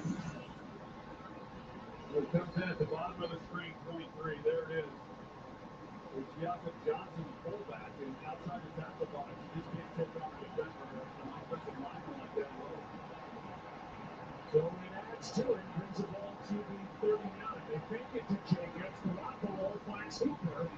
And Austin Hooper with a nice run after the catch, and another first down for the Raiders. Got a good block. Oh boy, this is not getting it. 11-yard game. And if you look at this first half and the way that it's gone, the Lions have dominated this game, and yet they're up just 9 points because they haven't been able to capitalize and come away with touchdowns. And now one drive by the Raiders going out to talk about their missed opportunities. So, you know, they're one play away. Oh boy. Number 28, Jacobs, up the middle, another nice carry. And just to give you the numbers I talked about last year, he averaged just under 5 yards a carry. Now he's averaging under 3 yards a carry. Wow. Part of the majority. So the Lions defense is tighten up here. They need to stop them. No respect after that good season. Playing on a 1-year term. They're trying to get a first down here. And that's another first down. Wow. For number 8. They're running through this Lions defensive line. As good as he was last year, made a lot of people miss. And this offensive line, even though it's the same guys for the most part, except for at right guard, Greg Van Roten. But Roten, he's played really well. Hey, man. Oh, shoot. Hasn't been as good as he was a year ago. Come on, Detroit Lions. Let's tighten up. Come on. Come on, Lions. This offensive line is really doing a good job of getting a foot. Colton Miller, the left tackle, he kind of cleared a couple bodies out. Watch him, big number 74. Remember, the Raiders get the ball first after the half. And then once again, Jacoby Myers helping out also. 2nd and 4.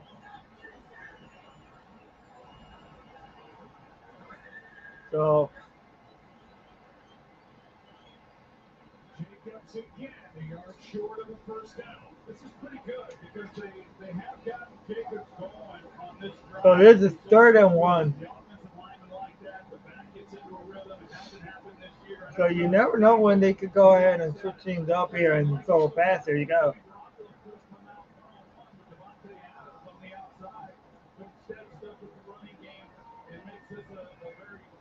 Come on, Lions. Let's get this done. Let's stop them.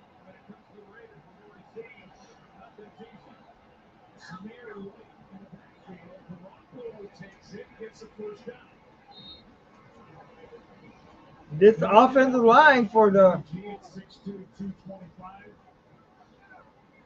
don't want to touch the bad back. Josh Jacobs comes back in, giving a breather, and now 1st and goal.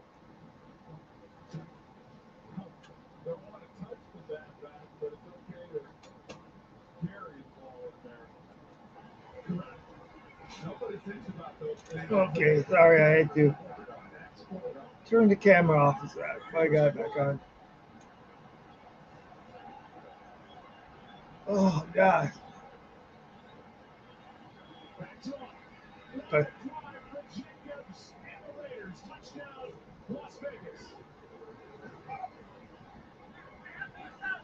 so Las Vegas drives all the way down the field and gets the touch.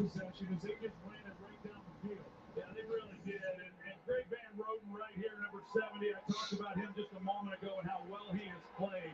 He doubles there and then comes off and he takes out Anzalone and creates that lane. That's a great job. So the Raiders put one drive together here in this first half, and they're looking at a 2-point deficit, assuming this point's made. By Daniel Carlson is playing with a bad groin. We're good to go. And good on the extra point attempt. He's 10 for 10 on the year. 3-yard touchdown carry by Josh Jacobs, and they rode number 8 down the field. His first touchdown of the year. So the Lions control the ball. 2-point game in Detroit.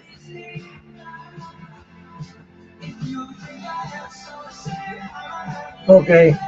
So, hey, the defense got exposed here big time in the run. Them being supposedly the top run defense. Who's going to come silverware first?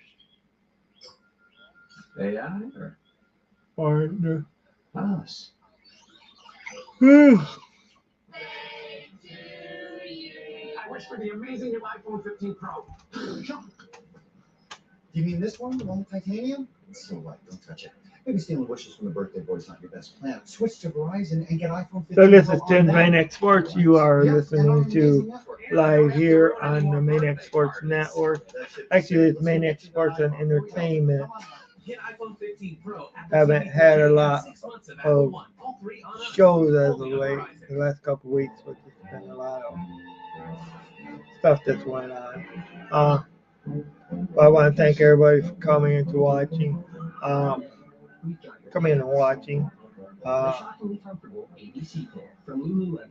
Papa's new sweet and spicy wings don't make sense. Marinated and tossed in a blend of chili, garlic, and ginger, as sweet as they are spicy. Speaking of flavor, It's almost halftime. style turkey at your local Popeyes this holiday season. They say there's a first time for everything. And this November, Cruise is the first time all 30 are all in 6 groups with 8 teams advance. Maybe I should have just maybe that would scare them. I don't know. I don't know. The Lions. I am, yes, a little disappointed right now. But it is what it is. Time now for our total replay brought to you by Adobe. We highlight 98. Max Crosby, born in Lapeer, Michigan, went to Eastern Michigan, in Cincinnati, Michigan, and now he's a Las Vegas Raider. He's just typically everywhere. He told us when we met with him, I was meant to be a Raider. I think there was a part of him that wanted to be a Detroit Lion, but if no Lions, he's happy to be a Raider. Well, he's definitely meant to rush the passer. He came into this game second in the NFL in pressuring the quarterback. The Raiders, who we've already pointed out, haven't had the ball all that much. They've only thrown the ball 8 times. And he's got 4 pressures. So are the Lions going to be able to come back and Pop-up kick here and a return by Dorsey. Can't make it to the 25. Well, in June, Max got a full torso tattoo of icons Muhammad Ali, Kobe Bryant, and Michael Jordan, as well as a portrait of his daughter, Ella Rose. It took tattoo artist Andres Ortega about 11 hours to complete. so this is the Detroit Lions. About his tattoo artist. I didn't get the name, but that guy's phenomenal. He's in Arizona. I don't have any tattoos, but if I was getting one, I'd have to be under as well, and I'd go to Arizona to get it. Here's Crosby, tattoos and all. He brings down Jahmyr Gibbs, and Crosby is fired up. Well, you remember we had him a few weeks ago against Green Bay, and he was everywhere that night. It's been a long time since I've seen an individual control a football game the way that he did. He brings it every play, and for a guy that does play at the level that he does, he never comes off the field. He's So yeah, the Lions need to get things started. And he's reckless every time he takes the field. Here's a nice throw, and that's nice for Lions fans to see. It's Jamison Williams. All right, good job. Catch, and that will take us to the 2-minute warning. 22 yards to the second-year pro from Alabama. Fans have been waiting for this, and they want to see more and more from a guy who can absolutely fly. 2 minutes left. Lions with a ball at their own 42, leading by 2. 2 minutes left in the half. Cisco presents the NFL game-changing block. In week 6, Lions at their own 42-yard line. ran from the Wildcat formation and followed key blocks by tight end Brendan Strange Go. and lineman Luke Fortner on 22-yard touchdown run, and the Jaguars win over the Colts. Cisco blocks cyber attacks for customers around the world, including the entire Fortune 100 and the NFL.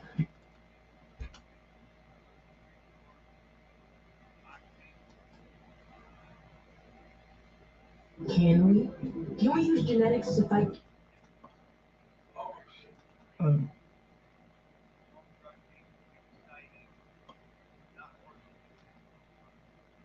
Ball 8 times. And he's got 4 pressures against tonight, so he pretty much lives in that offensive backfield. He'll pop up kick here, and a return by Dorsey. Can't make it to the 25. Well, in June, Max got a full torso tattoo of icons Muhammad Ali, Kobe Bryant, and Michael Jordan, as well as a portrait of his daughter Ella Rose. It took tattoo artist Andres Ortega about 11 hours to complete. Well, I asked him about his tattoo artist. I didn't get the name, I'm but that guy's looking back at some of the stuff. I don't have any tattoos, but I'm just kidding. So I'm I have to be under as well, and I go to Arizona to get it. And here is Vince Crosby, tattoos and all. It brings down Jahmyr Gibbs. damn Crosby. Fired up. Remember we had him a few weeks ago against Green Bay, and he was everywhere that night. It's been a long time since I've seen an individual control a football game the way that he did. He brings it every play. And for a guy that does play at the level that he does, he never comes off the field. He's tremendously conditioned. He plays 97% of the snaps. And he's reckless every time he takes the field. Here's a nice throw, and that's nice for Lion. All right. Now we'll get back to Iraq.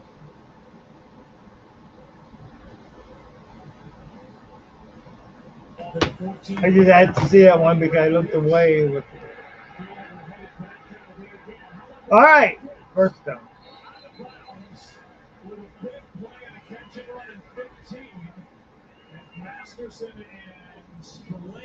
I mean, I would even settle for another field goal here. If we could get it 5 points. They looked like they were actually coming back a little bit inside of that block that the lineman's just not quite able to make. But Gibbs, with his speed, I mean, he can make what looks like there's not a lot there into a pretty nice game. This guy. That's why we got Gibbs, so that he could make something that looked like a not there be good. They hand it to him at the cut, and he gets tackled, I think, by his hair. They throw flags. Lane is the one who made the stop. I think it's a horse collar, Joe, is what it looked like. That he gets grabbed. It looked initially like it might have been Harris Spillane got hold of his nameplate as he went through that line. I think that's exactly what they're talking about right now. The hair is okay to tackle. That's not a horse collar, but if you got inside that nameplate, then it's 15 yards on the back end. Let's see if we can see it. I got him on the jersey, not the hair. Holding offense. You fucker!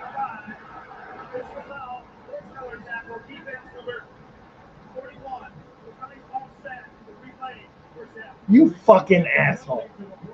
Because of a hold on the offense, and we replayed it down on that quick hitting run by Gibbs at the middle.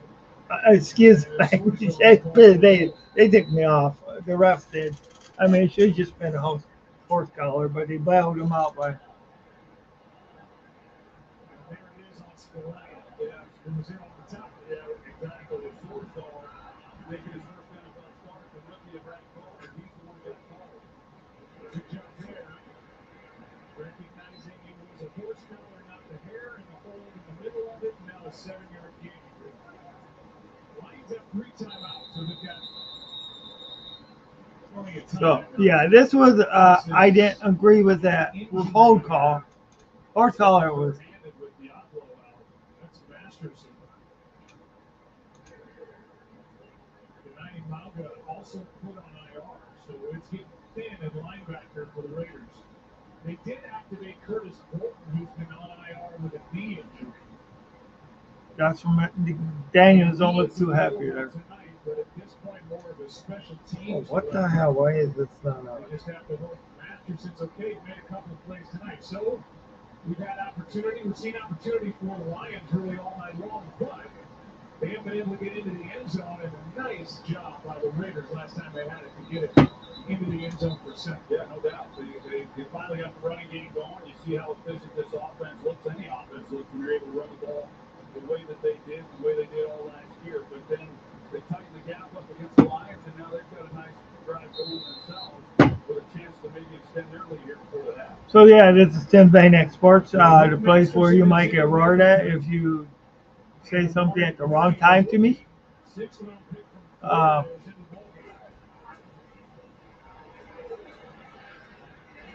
First down, Lions. St. Brown.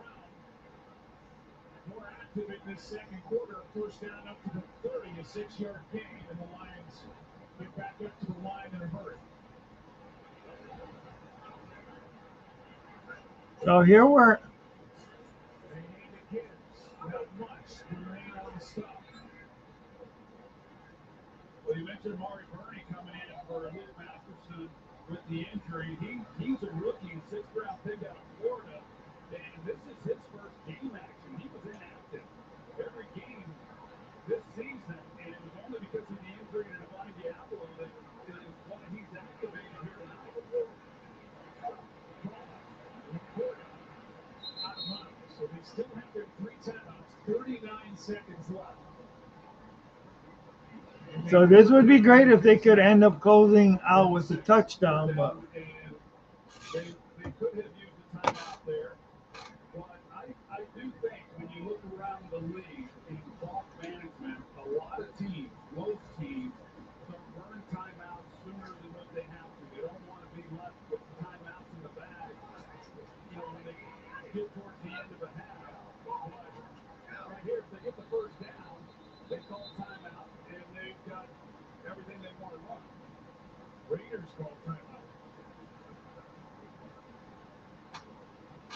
More time at the Lions and inside the Raiders 30. Still no touchdown. so let's see, are the Lions going to be able to get a touchdown here? Bounce back there tonight by Jared Goff. He's been good on some third downs. Yeah, he really has, because the game plan on Jared Goff is always to try to get pressure on him. Over the years, that's where he's had some tough times, but he has managed it, not just tonight. Every time in this game, I mentioned that I think he's playing the best football of his career this year, and he just has such a good understanding of the offense and what play caller Ben Johnson wants out of each and every play, that it speeds him up, and he's getting the ball out quicker, more managing some of the things that we just showed. I just think he's playing really well. Okay, they're down at 6. Now they're first down. First down, and now the Lions, I assume, and they would have. Dan Campbell was trying to get the officials' attention to call that first time out, which they do with 29 seconds left. They get the timeout. What a good route by LaPorta, and just understanding the coverage and sitting it down and giving Jared Goff a place to go with the football. Goff told Russell LaPorta has, especially for a rookie, great feel for leverage and poise in the defense, and he shows it there. He shows it there. How many times do you see receivers? There you got Dan Campbell trying to get that timeout. You better get it to him, too, because he's a big man. Well, he starts to lose his temper, but yes, time comes off the clock. But how many times do you see receivers run through zone and run themselves into coverage? Part of that's important, and part of that's just really good coaching by Ben Johnson and how he teaches these receivers to run routes. They put 2 seconds back. Yes! Whoa! Yeah, Lions touchdown! Whoa, baby! Woo! Sam Laporte! Yes! Woo! Jared Goff to Sam Laporte. Laporta.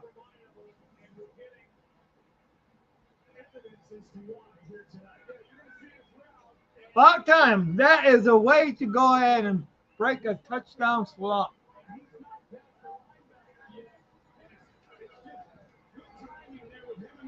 Wow. So the Lions will go into halftime with should be barring any bad luck, it should go into halftime with a 16-7 lead. The Raiders will get the ball first at the start of the half.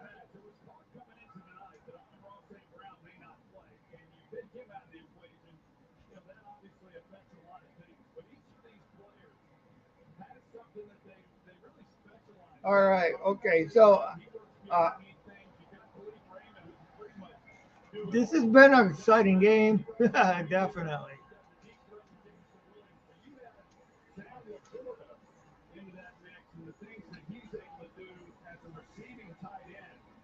Lions were finally able to find the end zone. The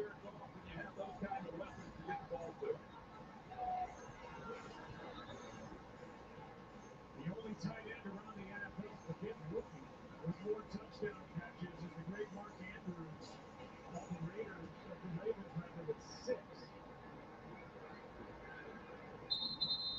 Touchback. So the Raiders will start out at their own 25-yard line. Yeah, you guys are watching Tim's Maniac Sports. This is your host, Maniac Tim. And yeah, I'm supposed to say sports and entertainment. Hey.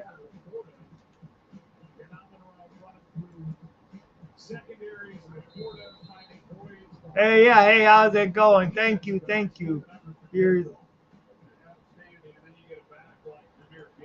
Jimmy. How you been? Yeah, I seen. Yeah, the Broncos have been surprising lately. There's some. They're finally waking up and playing some ball. So actually,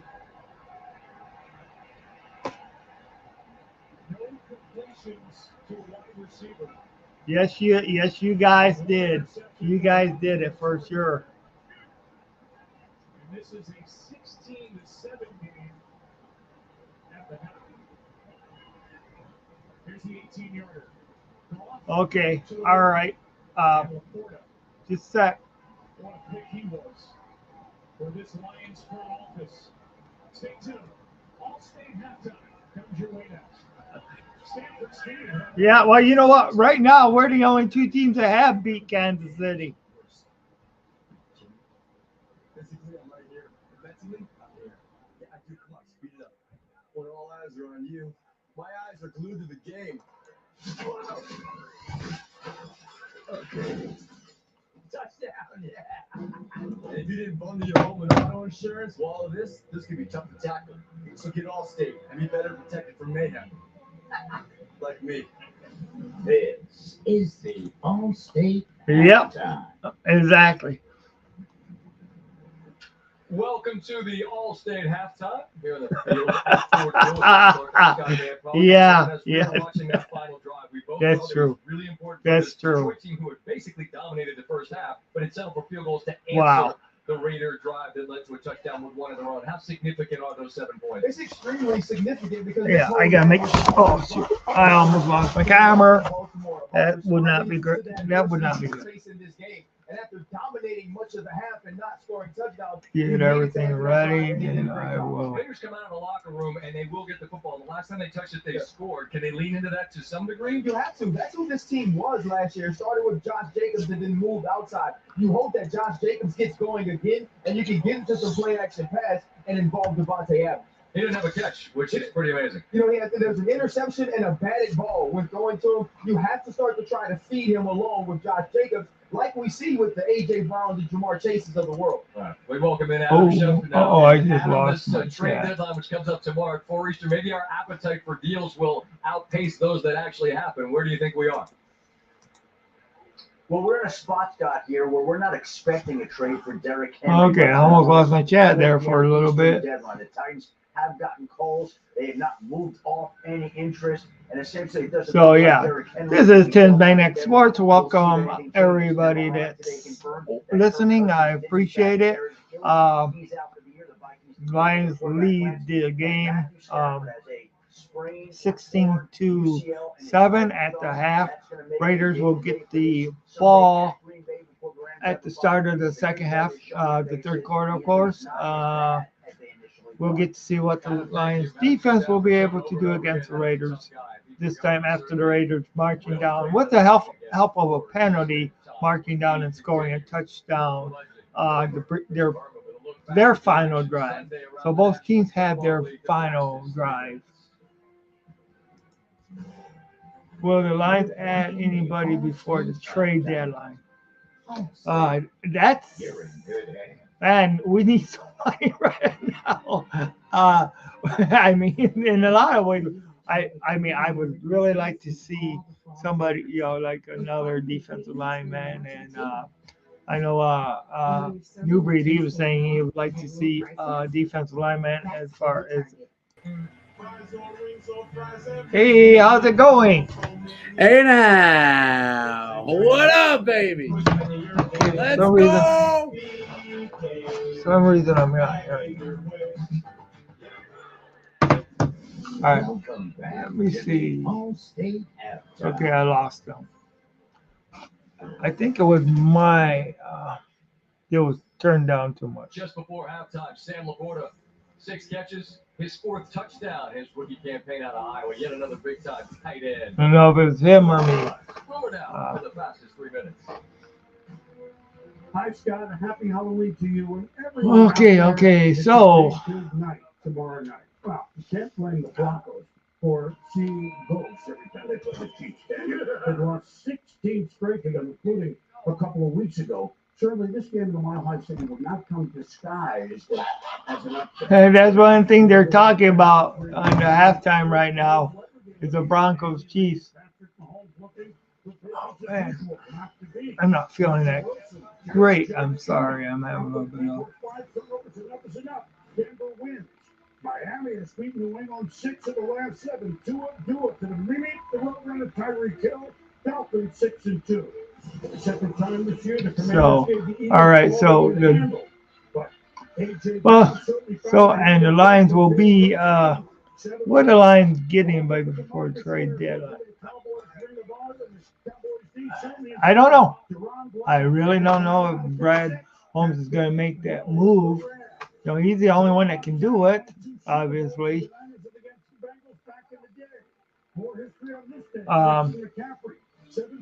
I do think we do need some defensive help. Also, I don't think wasting on a running back wouldn't do enough. Montgomery will be back. Okay. Hey, how's it going? Now, baby, let's go. For some reason, I can't hear you. Can't hear me. All right, one sec. Let me see. I don't know. Oh, why is it I can't hear you?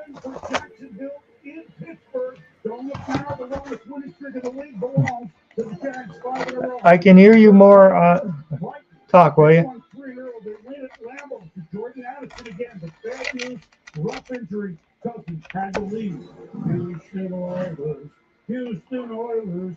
Earl Campbell, George Blinder, remembered by the Tennessee Titans. Once were the Oilers. They were. And Will Levis. I don't know if it's my equipment or yours. I'm not hearing anything.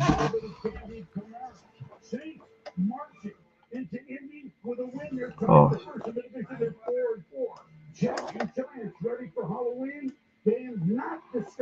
The volume's up. They punted 15 first half punts, 24 in all. The Jets won in overtime with the Carolina. I don't got you muted. 24 punts. Carolina trying to get up the Schneider. Sorry, we've been trying to get a guest here, a Bronco fan. Let's see if this will finally work. All right.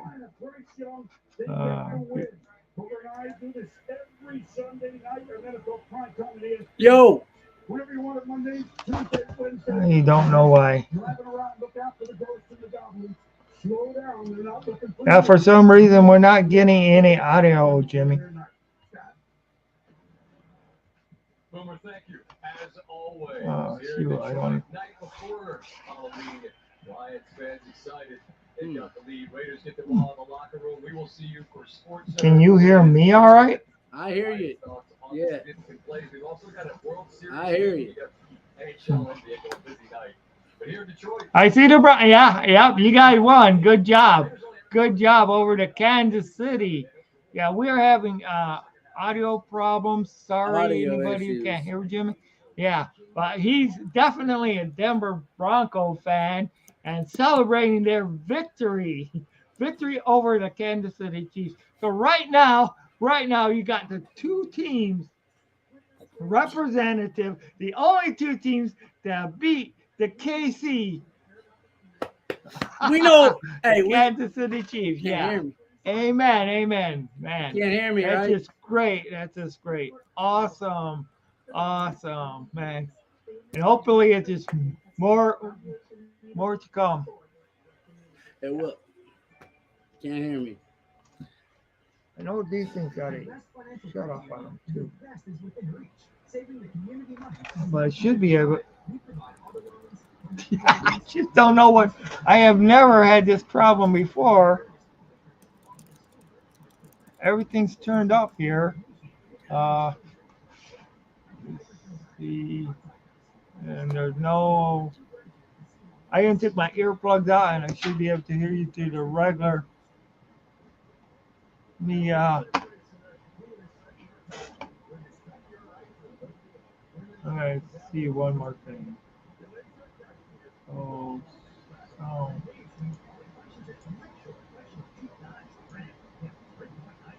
Okay. Try it one more time. Let me talk. Okay, I can hear you now. Hey, now. Yeah, I can hear you. They were saying in the chat they could hear us both. I think. How about it? How fucking about it? And I know it was big for you, D-bags, because you beat them and fucking, and you went into Arrowhead and did it, and that's big. Yep. I love it. Mm-hmm. That's how I found your podcast. Anyway, I see that team lose. It is glory days. But yesterday, get fucked. Christmas, Hanukkah, Halloween, Thanksgiving, fucking Columbus Day. I don't even know what the fuck he did. But listen, man, let me fix my Broncos thing here, man. But well, whatever, it's fucking up there. But hey, the dude shut Mahomes down. Only they only had 9 points. Mm-hmm. My buddy's a Bucs fan. One of the last times they only had 9 points, Super Bowl against Tampa Bay. Yeah, man, the blueprint's out there. And I told you, and this is kind of breaking news for like all the people watching. Taylor Swift got hit by a bus, man. Oh, yeah. Wow. Yep, dead at the age of 35, 8, whatever she got smashed in the head. And Travis Kelce was driving the bus. It was actually kind of – he got pissed on the way out of Denver, I think, that they lost. And then they said he was going straight to Italy to where her concert was. And I don't know if something went wrong in the text message exchange or something like that. ISIS, I don't know how it all worked out. But, yeah, Taylor Swift, she's going to have to shake it off because, apparently she no longer has an arm. Travis Kelce shook her old arms off. But, dude, I got to be real. How about it, man? We fucking did it. Yeah. Something nobody I'll tell you, this was a weird week in football. Last couple weeks have been weird if you look at it. I'm rocking my Denver Broncos 1997 Super Bowl champions sweatshirt. Yeah. That's because I think that was the last time that we beat the Chiefs. Okay. So, yeah, I'm pretty sure it might have been that long since then. But, yeah, it was weird. A lot of weird games. Mm-hmm. I do one of these pick-ems. You got to pick each game, and I had 5 losses. But just looking at one, I mean, you look at the Jets and the Giants, and it's like that's a toss-up. Going into that game, it's kind of a pain. The Jets. Well, with overtime, Jets got really lucky on that one, man. Yeah. Yeah, that's true. And it's a home game for both of them. Right. They play the Even same though it was a stadium. Giants one, yeah. Even though it was a Giants home game, it was for both because they both play. Yeah, if you're a season ticket owner, that's got to be awkward because you're like, yeah, especially those are my seats, man. Like, what the fuck? Yeah, right. I'd You got paid to go into your stadium. If you're a Jet season ticket holder, you got to pay extra to go see that game. Yeah. Now, is that why they don't have teams use the same venue in the playoffs? Because how the hell would that? It would just go down to the home field, I guess, or the top seed still, right? But that's kind of it'd be a shitty spot. Mm-hmm. But I think it's something where it cannot be like the same. You cannot have like somebody from like two NFC teams use the same one.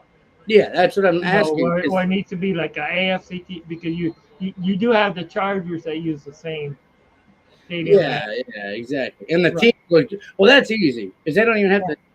Normally, you got to change out the field, the colors, everything. Then they just change out a logo.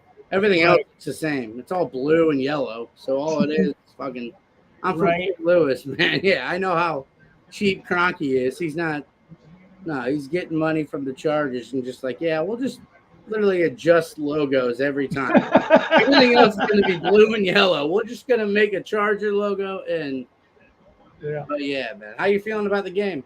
Oh, I was getting scared a little bit there. Once they went ahead and once they got that touchdown, Jacobs, Brandon Jacobs. Yeah. Jacobs, yeah. But the way we answered that, got to touch on our own. It's a lot more comfortable. Yeah. Oh, but Jimmy Garoppolo just do another first down. So. Yeah, I think you guys are trending in the right direction. I think Sean Payton really made a stamp on the NFL yesterday and showed them like, all right, man, we've been the joke for too long. This is Denver, dude. We're not about that for too long. Like, we'll be the laughing deal, whatever, but we actually came out and God, that was great, dude. I mean, they were 4 turnovers, I think. I mean, 0 for 3 in the red zone. Mm-hmm. Like they couldn't do anything. So. Right. And finally, Russell Wilson did something, right? Let's ride, baby. Let's ride. I've been about it, man, and I've been a huge fan, man. I don't have a jersey yet, because I don't want to wear one. I'd be embarrassed. But like, I was gonna get one. Like I've been thinking about it, because he's that good. And like, they were sold out. Yeah. Okay. That's why. Yeah. I couldn't get my hands on one. It's like getting a PS5 when they came out. You know what I mean? It's kind of a hot commodity, if you will. Hey, good comeback there. Good comeback. Yeah. I know how to spin it, man. Hey, let's ride, baby. Let's ride. But yeah, the Chiefs, man, they looked human, and that's twice we played them. Now it wasn't 2 weeks, but that we gave up 19 points the Thursday night game a couple weeks ago, and then yesterday we played them and gave up 9. So, I mean, we're going to the Super Bowl, right? Like technically, you add those up and then you divide. I mean, subtract like a couple drops here and there. And so, are you trying to tell me that the Broncos are going to meet the Lions in the Super Bowl? Well, if you guys get there, you know what I'm saying? Yeah, you gotta. It's a tough ride for you guys. We got a clear path. Okay. We only got to win out, have like 18 plane crashes. And we got home field after that. Okay. We'll be sitting pretty. Yeah. So what's your plan as far as to bankrupt these other teams that are ahead of you? Yeah, that's what we were going for. Yeah, like that, or like hit up Hamas and see what they're up to. That's a joke. Right, it better be a joke. Yeah. Bad time. Yeah, bad timing for that. Fair enough. Yeah, man, we did our first podcast tonight on Beers and Bets. One of my buddies was in watching. I think he might be watching, but a Beers and Bets guy was in here, and I told him the Lions guy has to be live right now or tonight or something. And dude, that was our first one going live since the Broncos had actually, or not going live, but even recording since we'd ever beat the Chiefs. And it was we do it with a buddy that lives in KC, and Oh wow. oh dude, this is glory days. Yeah. Yeah. How wonderful it is, and you know what's really also wonderful for me, the Packers just keep on losing. Yeah, and I forget that is a big, because I had in my pick'em. That's another one, dude. Mm-hmm. It was who'd they play? They play Minnesota, and it's like a toss-up game because the only thing that throws you off is it's at Lambeau, but right? they're just not. Yeah. And now Kirk Cousins is out for the rest of the year. Yeah, and they're fucked. They're done. I mean, yeah, that's Jefferson shitty. is gone for a couple games at least. So it's. Yeah, they were talking about getting Jameis Winston. I think that was one of the guys, and I don't think they have crab legs up there. I don't know, but it'd be hard to ship them. We were talking on the podcast. You got to go up to Mississippi, and like that's yes, because you got to think about insects, and you know what I mean, and mosquitoes and termites. So you got to go up from Minnesota to Mississippi. No, I'm saying coming from where the go down, you got to go down to Minnesota, listen, down to it. Yeah. No, but he's not driving anywhere, dude. They'll ship it up to him. They'll get it up to Minnesota or wherever the fuck. I don't know. Okay. Listen, Lewis and Clark here. Just calm fucking down, all right? All I gotta tell you is, but he'd be an interesting guy there. I don't think they have any other options, and they kind of are all in on Cousins, right? Right.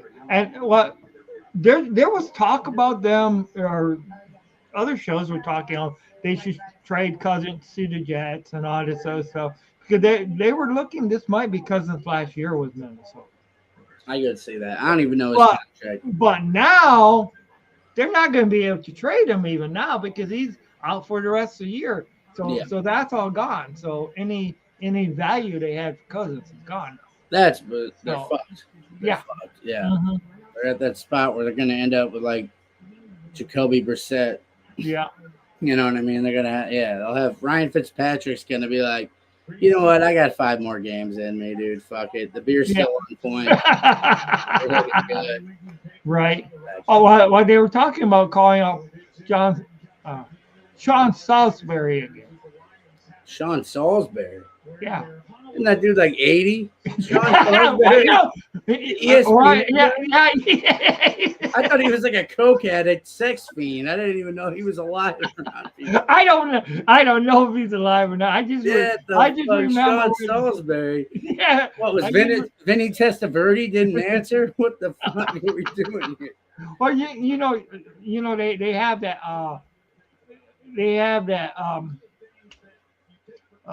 that commercial where you have Emmitt Smith and Marino and all this that wants to come back. Yeah, is that the one where they do it?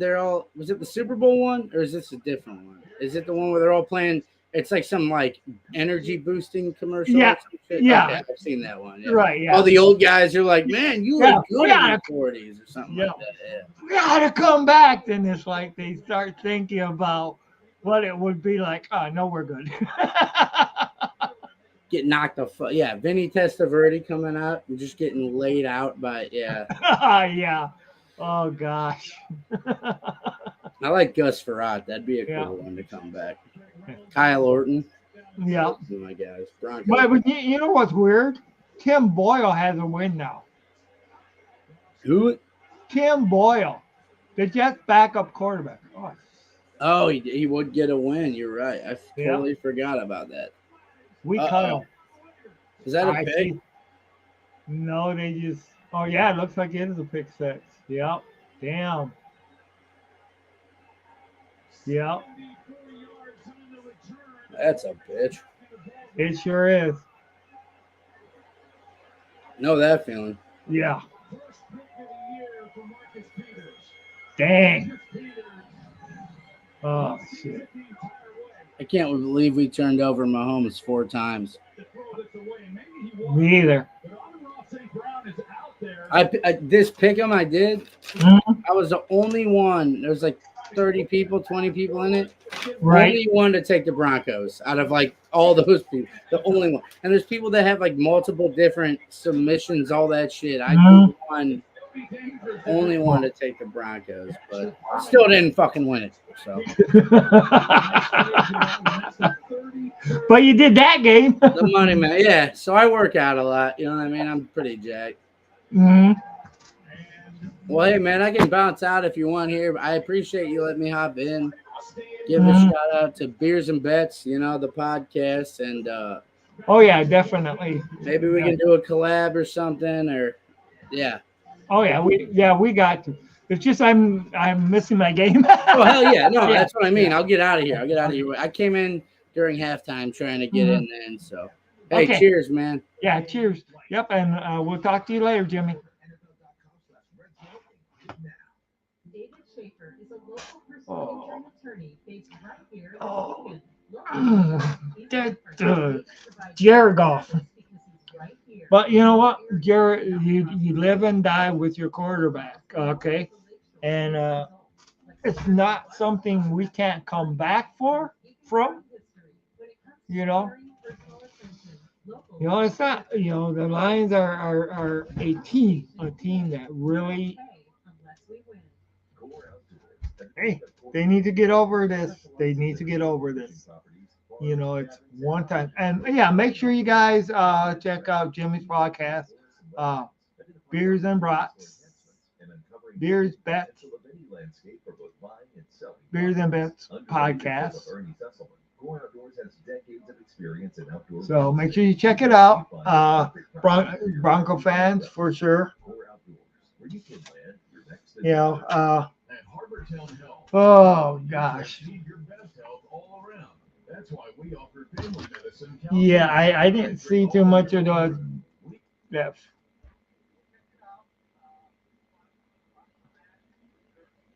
The kids play way too many sports. So the Lions just need to go ahead and regroup back again. Let's just hope.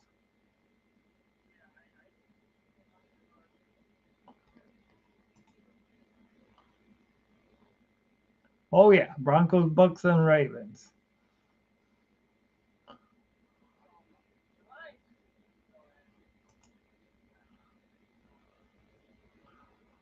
But yeah, like I said, make sure you guys check out Jimmy's podcast, especially your Bronco fan. And my brother, I know he used to be a real big Bronco fan.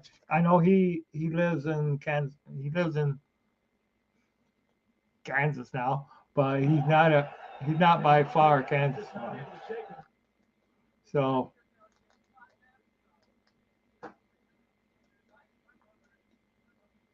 Oh shoot. On the river. So I can't thaw it out in my teeth. Sorry, I'm kind of lost. All right. I'm having a little bit of technical difficulties with my damn.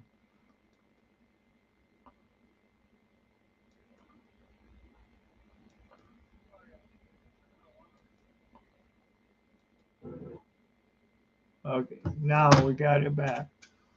Time to kind of make a throw where you kind of scratch your head, and they've each had one tonight that resulted in interception. Here's Laporta. Okay, Laporta. So the Lions are still winning the game, so it's not. Starting linebacker Luke Masterson is back in the locker room. He will not return out with a concussion. Whoa. Okay, Goff needs to go ahead and bring them back here, One interception is not going to kill the Lions.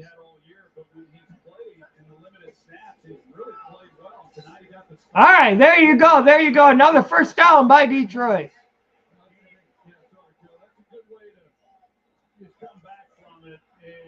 Okay, all right.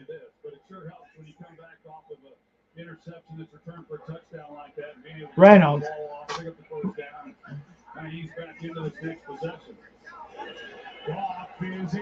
Ooh, that was. Is incomplete with St. Brown the target.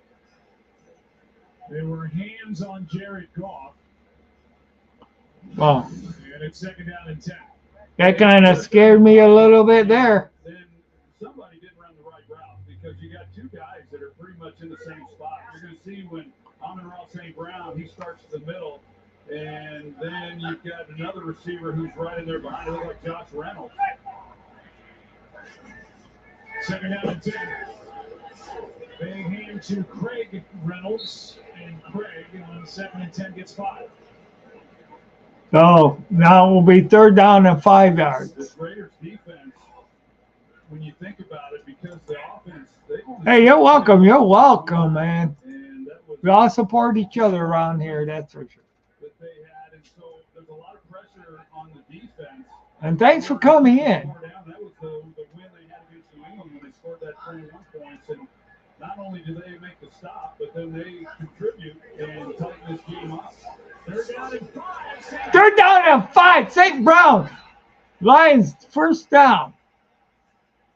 After the Raiders got their first touchdown of the season on the pick 6 by Peters, the Lions, that would be in the third quarter, the Lions are trying to answer, and this might go a long way. Well, they've got man coverage. The Raiders are locked up. All right. Nate Hobbs and Amon-Ra St. Brown run the great route.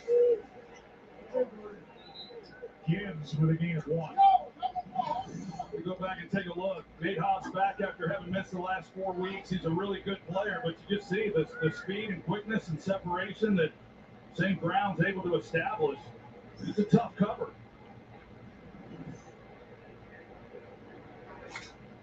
With his efforts tonight, and it's been Okay, so a good one for St. Brown. He's over 100 yards again. He has now racked up the most receiving yards in Lions history through 40 games, breaking the Hall of Famer's record, Calvin Johnson. So numbers are make somebody who was the 17th wide receiver. So you're going to have third down and 8 yards to go here. Third down and 8 yards. That's it's doable by golf. The Lions need to get a score here. They need to in order to keep things balanced.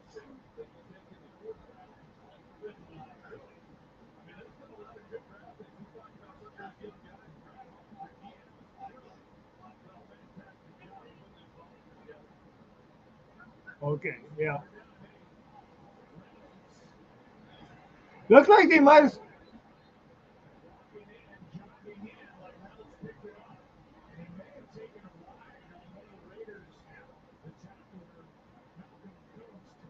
So Lions get the first down thanks to Josh Reynolds.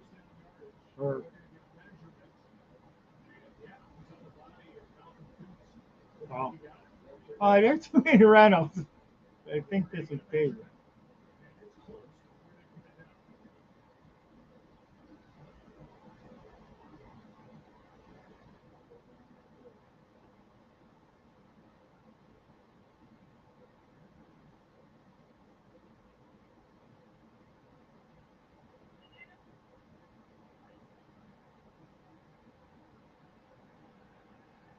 Yeah.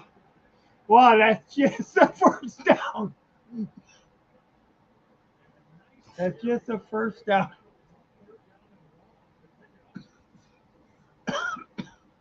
Wow. First down. Detroit Lions!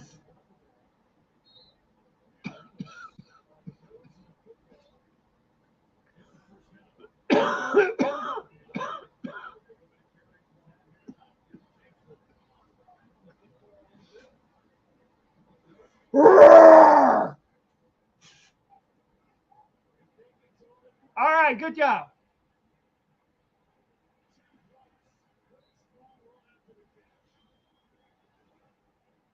Another first down by Detroit.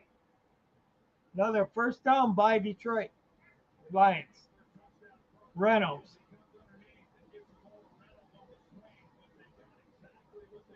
So it's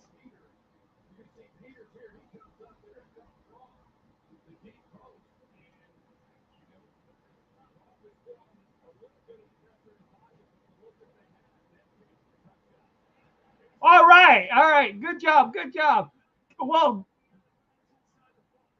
So Gibbs takes it, runs it, makes a first down almost gets a touchdown, but it stopped at the 5-yard line.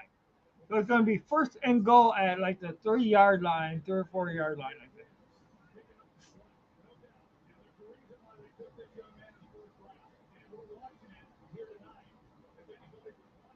I guess it would be.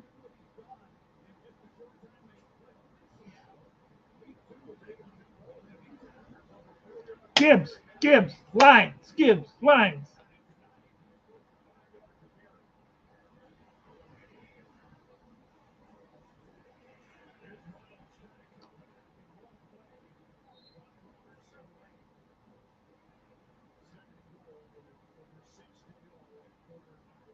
You know those are sore.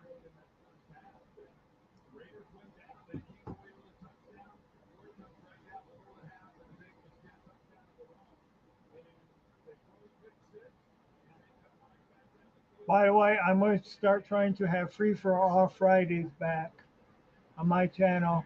Friday at 11 a.m.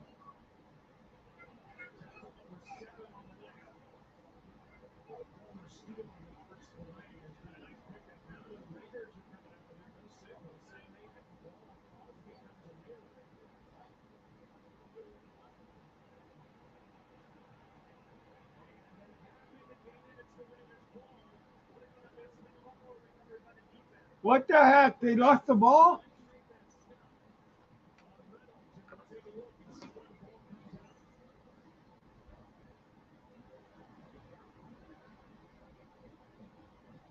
You can't see when the ball comes.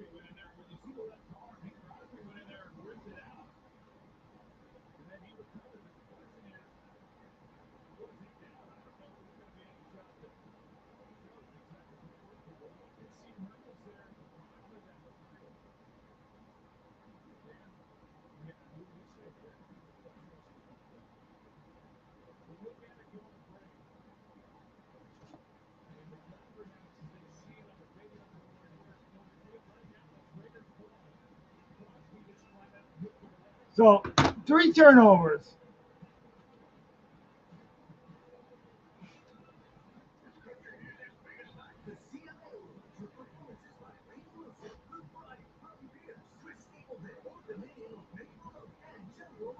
I will be back.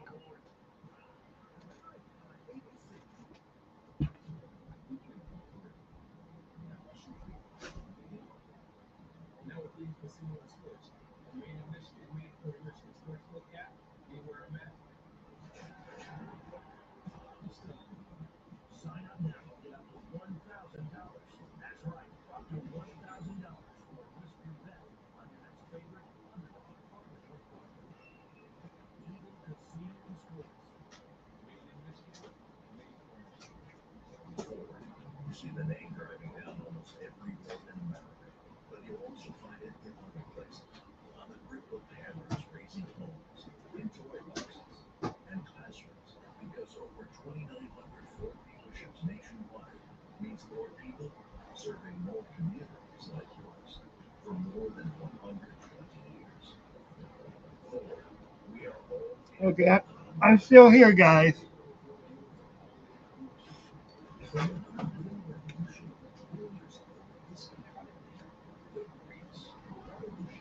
They gotta quit. They gotta quit turning this ball over.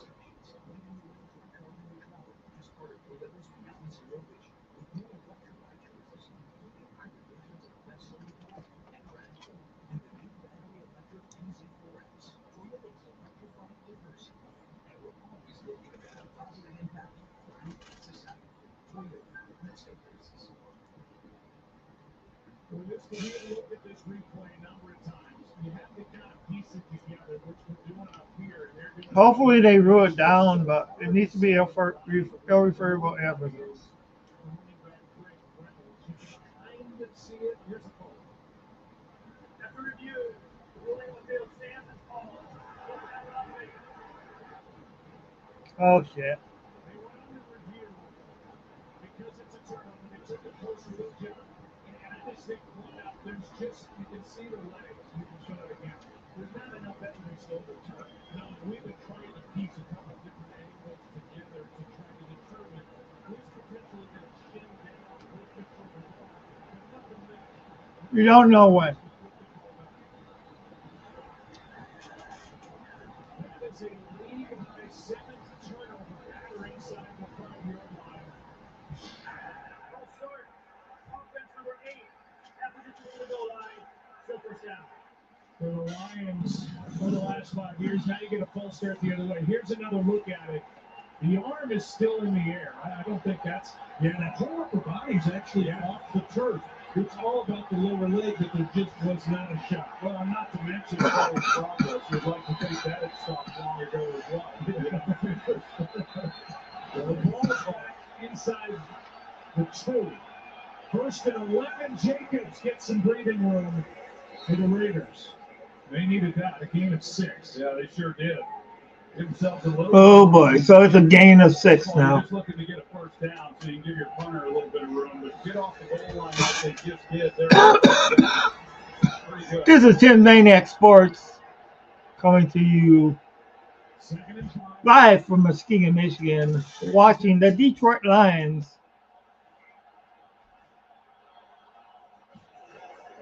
take on. All right, good job. Cam Sutton. Good job, Cam Sutton. He just recognized it and was aggressive. That you like to see when you try to throw these quick passes. So dropped him for a loss. Devontae Adams not able to make the block on him. He comes in and makes a play because there was room. He was going to be one-on-one on the safety if Sutton doesn't make that play. 3rd and 4. They're down 4 yards to go. Come on, defense. We got to stop them. We got to stop them here, defense.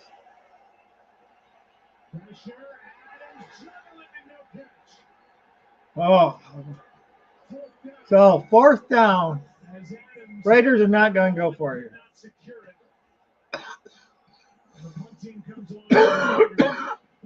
A good defensive stand by the Lions.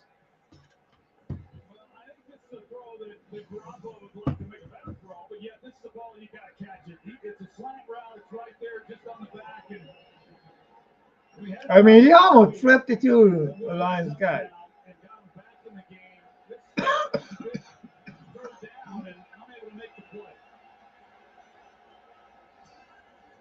AJ Cole hits a good punt. Raymond back near his own 40. To midfield, and then down he goes. Hit by Bobenmeyer and Mayer. The rookie tight end, Michael Mayer, made a big hit. And Adams is left to think about that drop on 3rd down. Lions ball, up 2. That's a great block. And the previous owner was really DIY. Okay, I'm exchange. Oh, jeez. Okay, so this is Tim Maniac Sports. You are watching Tim Maniac Sports with Maniac Tim. Oh, God, so many. Yes. Wait to see this. A Murphy Cup. Finding a perfect home is hard. Thankfully, Geico makes it easy to bundle and save. Look at that floor space. Are we here to win? Oh yeah. By the way, I've been forgetting to turn. Get the banners back on here, guys. The Venture X card from Capital One gives you premium travel benefits, like 2 times miles on every purchase. Who is canceling? You're being too loud. Thank you. Those are the places where you can go ahead and find my channel, of course. And 10 times miles on hotels. Okay, Capital One we'll. Plus, get access to over 1,300 airport lounges. And maybe see the one and only Taylor Swift. Capital One, what's in your wallet? Tune in for a special Sunday morning game live from Frankfurt as the Dolphins face the Chiefs at 9:30 a.m. Eastern on NFL Network. Yeah, make sure you guys like, subscribe to the channel. You know, it's. Let me get back to the comments. Appreciate everybody coming in. I appreciate Hey, this is definitely a closer game than I would like it to be. Uh, some mistakes by the Lions have kept the Raiders into the game. Uh, you cannot turn over the ball. Now, I'll tell you, I cannot blame the referees for not overturning the ruling on the field because there was not conclusive evidence. We'll check in with Adam Schefter.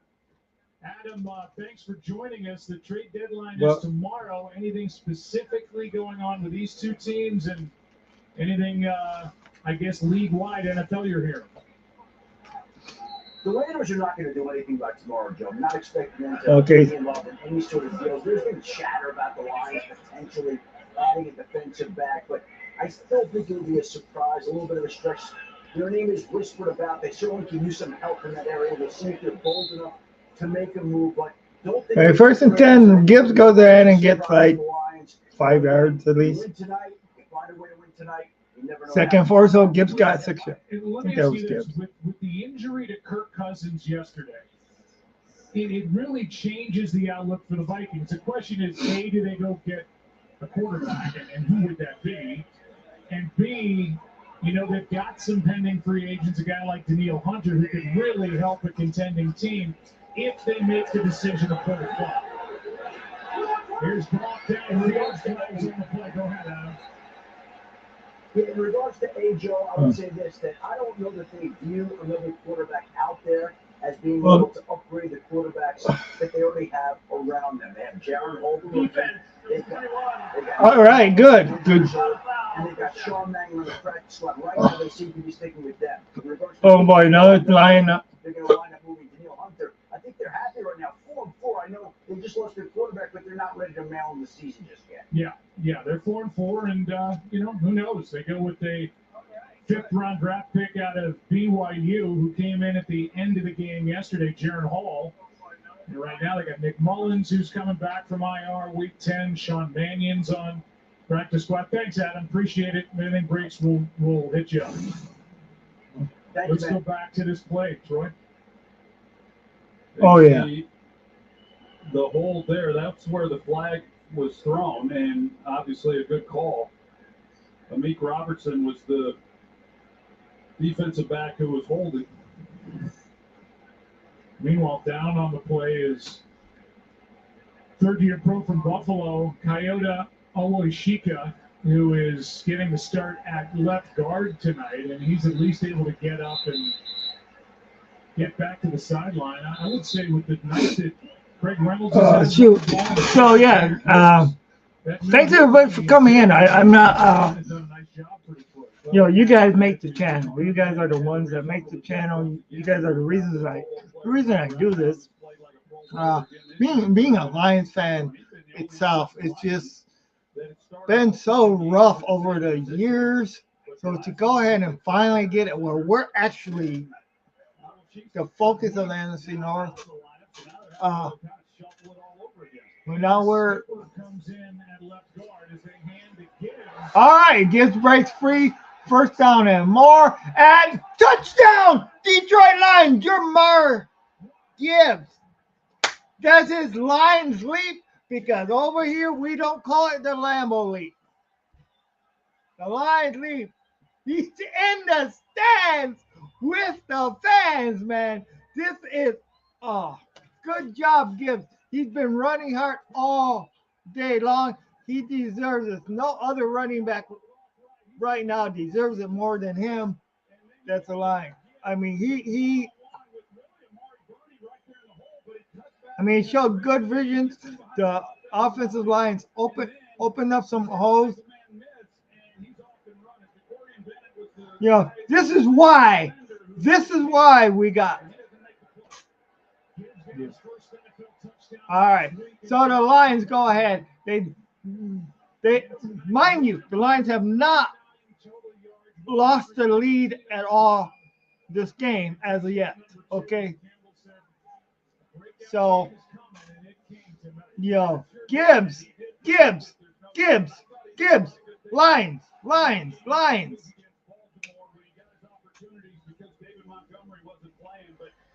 So, yeah, it's been a while coming, but hey, My hat's off. And of course, he is the maniac player. I think we're still in the third quarter. In the third quarter, Jahmyr Gibbs, maniac player in the third quarter.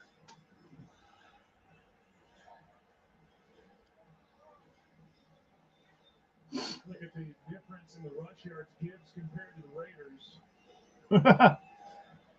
Gibbs has more total yards than the Raiders have in offense. Wow. And yet it's a 9-point game. I know.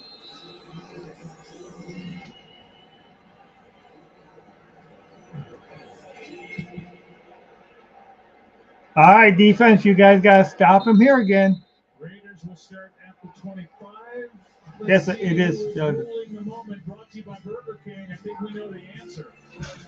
It's 26, wearing a Honolulu blue helmet, Jahmyr Gibbs. That's something else. Like I said, you had a guy of his caliber as a runner and the home run threat that he is. He gets lots of great stoppage. He makes people miss. He has great vision, excellent quickness and speed. So this is why the Lions got him in the first round.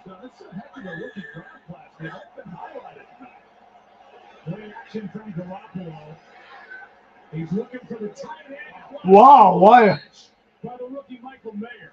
Boy, you're not kidding. That is not easy. He's in man coverage and having to go up and try to make a play on the football, and yet he's able to do it. See, that will shut the defense up. The Raiders going into that Green Bay game, and he hadn't had a lot of opportunities prior to that night, but since then, they have found ways to get him the football. This is a good job going up, two hands. You rarely see that anymore, too.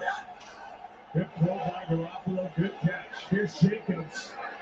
Nice move as he tries the right side. So the Raiders are already at midfield almost.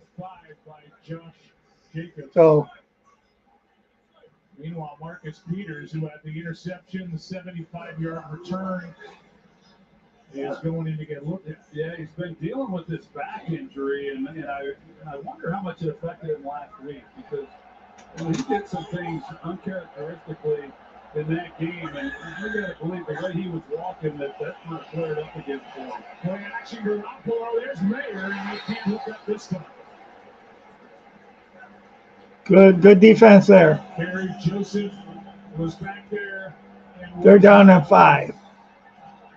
We've got a few more targets here tonight. They come right back to him, and they had a chance. Probably an easier catch than the one was that he made, but coming into this game, 9 of his Okay, third down 5. Let's go Lions. Let's go defense.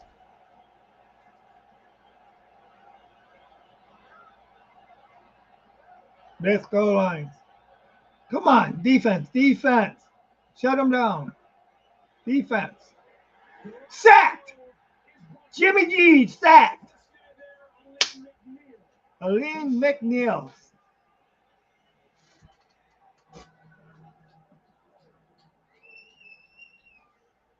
Aline McNeil.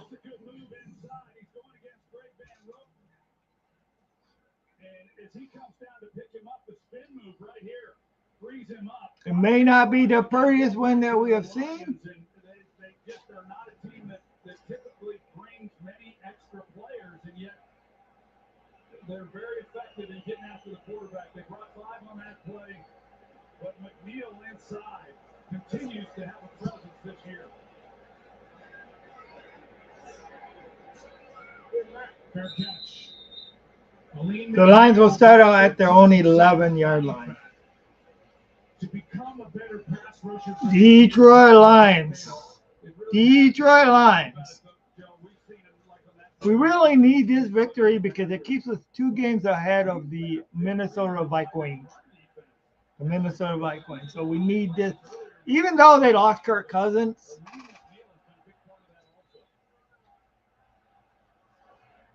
Raiders tonight 1 for 7 on third down after going 2 for 9 in that road loss in Chicago last week. This defense for the Raiders, they've been on field a lot. And Okay, so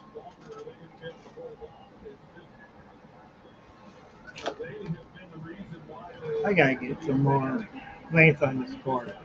Okay, so this is Maniac Tim, and the Lions got the ball. Hand off to Gibbs again. First down and more. Gibbs takes it like 11 yards.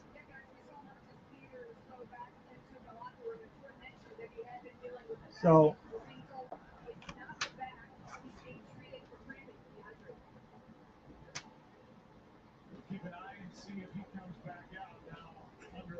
so, yes, indeed, that is a big TD. He sure as hell can. He sure as hell can move. Yep. Wow.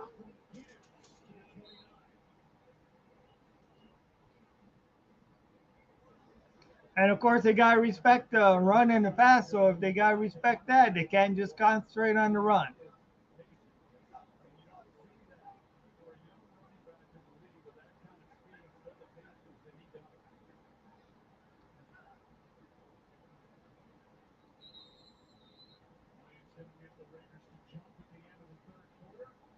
So now, at the end of 3, the Lions are leading by 9 points with the ball, and they have one thing. The Lions have control possession.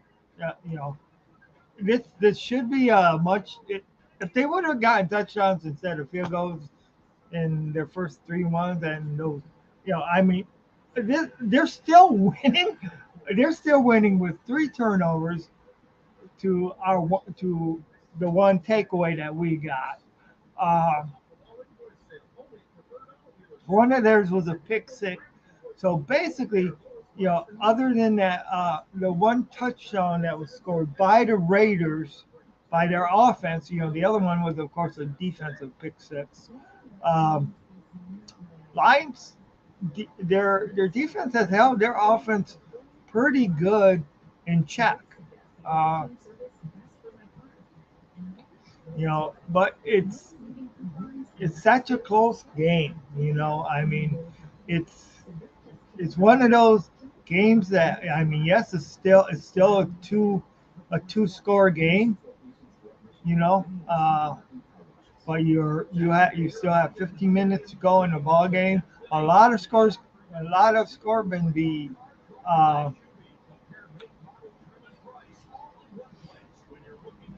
a lot of points can be scored within that 15 minutes. So, that's when people, especially teams that are losing, will take more chances, than what they take earlier. That last fumble that we had, however, even though it didn't cause them to get the ball, it did hurt us because we didn't get a score. If we would have even got a field goal on that with the touchdown that we got now, that really would have really helped out. So, turnovers do count. Has the Lions found a way? Has Jahmyr Gibbs broke that taboo where where they're keeping us out of the end zone? So it is now 2nd down and 3 yards to go. Lions got the ball, of course.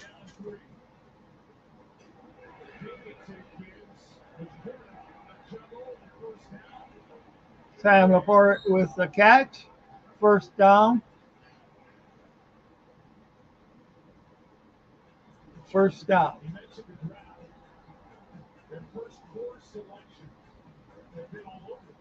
So, I mean, now the Lions have built this team. A lot of this was thanks to the trade Matthew Stafford for Jared Goff. That was they were able to build a team, and wow. All right. 9 more yards for Jamar Gibbs, man. Oh, man. You know, I mean, this is what I've been expecting out of him, you know. And now things are starting to come to fruition. Now things are starting to look like why they got.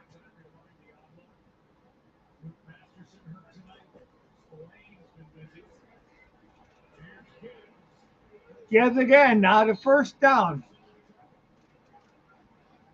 This youngster, this rookie,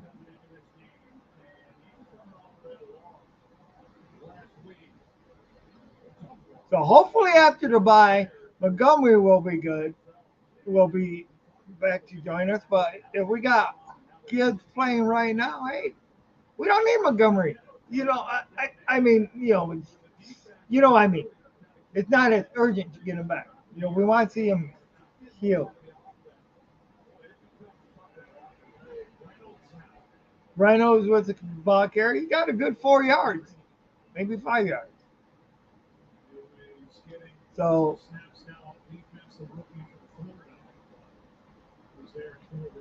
and Reynolds has been somebody that has over the years he has produced. He has been called on.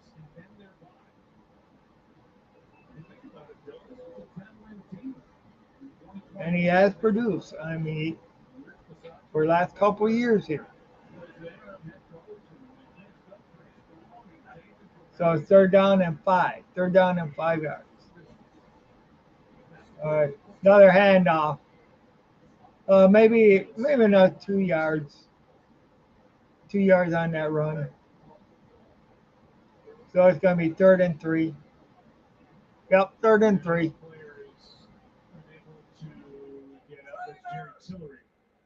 Another Raider on the field, Jarrett Tillery, defensive guy. 12-8. 12-8, 3rd down and 3. 12-8 in the ball game, man. So we'll take a break. Come back. 3rd down and 3 for the Lions, up 9. Wow. So, okay, once again, this is Tim's Maniac Sports, and this is sponsored by the people. I mean, yeah, I'm not collecting money for this or anything like that, but this is sponsored by the people that watch this show. This is sponsored by the Lions fans. This credit goes by you know, by you guys that come in, that watch, that go ahead and interact with me. I really appreciate it. You guys rock and roll. You guys, and of course, I renamed it Tim's Maniac Sports and Entertainment because sometimes we'll get just totally off the sports subject, you know, because I mean, there's stuff that but you know, when we're on the Lions game, we're not going to get off the sports stuff. It's going to be all sports. But yeah, it's guys, I very appreciate you coming in to watch. I try to highlight every question that I can. You know,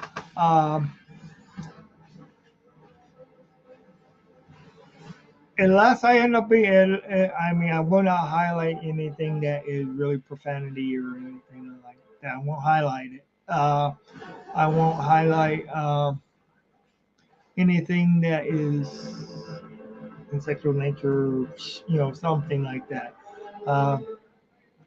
And if I realize, I mean, unfortunately, I did, as long as I read it before, there was one time I did highlight something that really I shouldn't have done highlighted, but I did. So I appreciate guys that lay it on the line. You know, yeah. And, you know, you maybe you're outnumbered, maybe you're not the most talented, and maybe the odds are against you, and nobody believes in you, and I respect the hell out of those guys that'll fight. So that's Dan Campbell and Grits. And Grit, you're talking more about Grits, the guys that may not be the best. Dan Campbell is a what you Well- see, what you get kind of head coach. There's no hats. Looks like they might have got the first. Whether it was when he was a player or as a coach, anyone who's come in contact with I don't know if they're a little short or if they go. with Dan Campbell or love what he's about, then you're missing something. But when he was describing what he loved about his team, Mhm. and when he took over as the head coach, he was pretty much describing his own career and himself. He was an overachiever. He was an unselfish player. A lot of people counted him out, and he just fought and clawed and had a nice career. Yeah. And he's been fun to watch, and his lines certainly have. And out of the box hire when he got the job. He did Just a little short. Head coach with Miami for a while, but between he and Brad Holmes, they have really turned this organization around. It's been fun to see. These fans have been. We know what Holmes or what Campbell's going to do here. He's going to go. Fourth down in inches. You talk about Brad Holmes. It's a pretty incredible story. I mean, Brad Holmes took a lot of heat for bringing in Gibbs when he did. He was a former Rams public relations intern when they were in St. Louis in 2003 with that Greatest Show on Turf team. A PR intern, and then into the scouting department, and then director of scouting, and then making the move west, and now getting this chance. What a job. He's done all of his draft picks are still with this team. And I think when you've been down the road that Brad Holmes has and you've overachieved, he's been counted out as well. I think you evaluate players a little bit differently as well. Here's Goff got that first. the first down. And the flag is down. It's an offside against the Raiders. First down either way. Offside, defense, number 98. Side-yard penalty, first down. Max Crosby and a first down on the penalty. Welcome you into the booth. And it's been a great tandem. Oh, and I'll tell you one of the best part about my vacation. Anybody who knows, I did visit Texas. The best part about my vacation was going seeing AT&T Stadium. I got to go up in the press box. Know what it would be like if I was doing this thing good enough to do it professionally, man. I mean, that would be great. I would have to assume. I assume everybody watches Monday Night Football. But if you're the Eagles, you're watching tonight. I know 7-1. They're out and running in the NFC East. They've got a big date with that team behind them at 5-2. The Cowboys, who really look like they're hitting their stride. The Niners have lost 3 in a row. They're going into their bye. They're still the Niners, and they're getting healthy. Seahawks, you have to count on them at 5-2, and they're right there in the West. But watching this Lions team, I would imagine the rest of the NFC going, okay. I mean, I'm seeing Gibbs. I'm seeing Bass. I'm seeing Goff, who's been to a Super Bowl. I'm seeing a head coach who players believe in. So, yeah, this Lions team is, right now, it looks like they're just trying to kill the clock. Position probably where Dan Campbell likes them. And that is that not a lot of people are really talking about them. When you bring up their name, everybody says, oh, yeah, no, they're really talented. They're doing a lot of good things. The offense is great. The defense is much better than they were a year ago, and they're complimenting that. So they know all those things, but it's still San Francisco. Of course, they've lost 3. It's Philadelphia. It's Dallas. Dallas has to prove they can win the big game. I mean, the playoffs very easily could run through Ford Field come January. They're down in age, and this pass was behind. Oh. Goff just missed it. Yeah, that was a bad throw by Goff. Take that one to the house. He knows it too. Just not quite able to get it out in front of him. And Khalif Raymond, I mentioned him a little bit earlier, how each guy kind of has their role. I really like him. I mean, he bounced around. I mean, Khalif Raymond. In the league, he was an undrafted guy in 2016, and then he comes to Detroit, and he has found a home here. And he has really produced. Good player. God, if he gets this was a season long for Patterson. He got it! OMG! Patterson. yard off the career long for Riley Patterson. Wow. As it becomes a 12-point Wow. Riley Patterson, man. Oh, man. Tim Wakefield would be proud of. Wow. Goes to the uprights. 12-point game. I mean, that was just awesome. So now,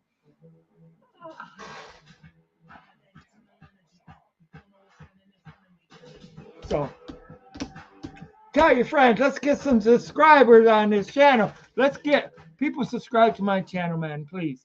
You know, hey, you guys get me to 100 subscribers, I'll do something crazy of your choosing. I get to 1,000, man. I'll do three things crazy of your choosing, but it's got to be something that's not gonna get me in jail. Okay. So, we need to get.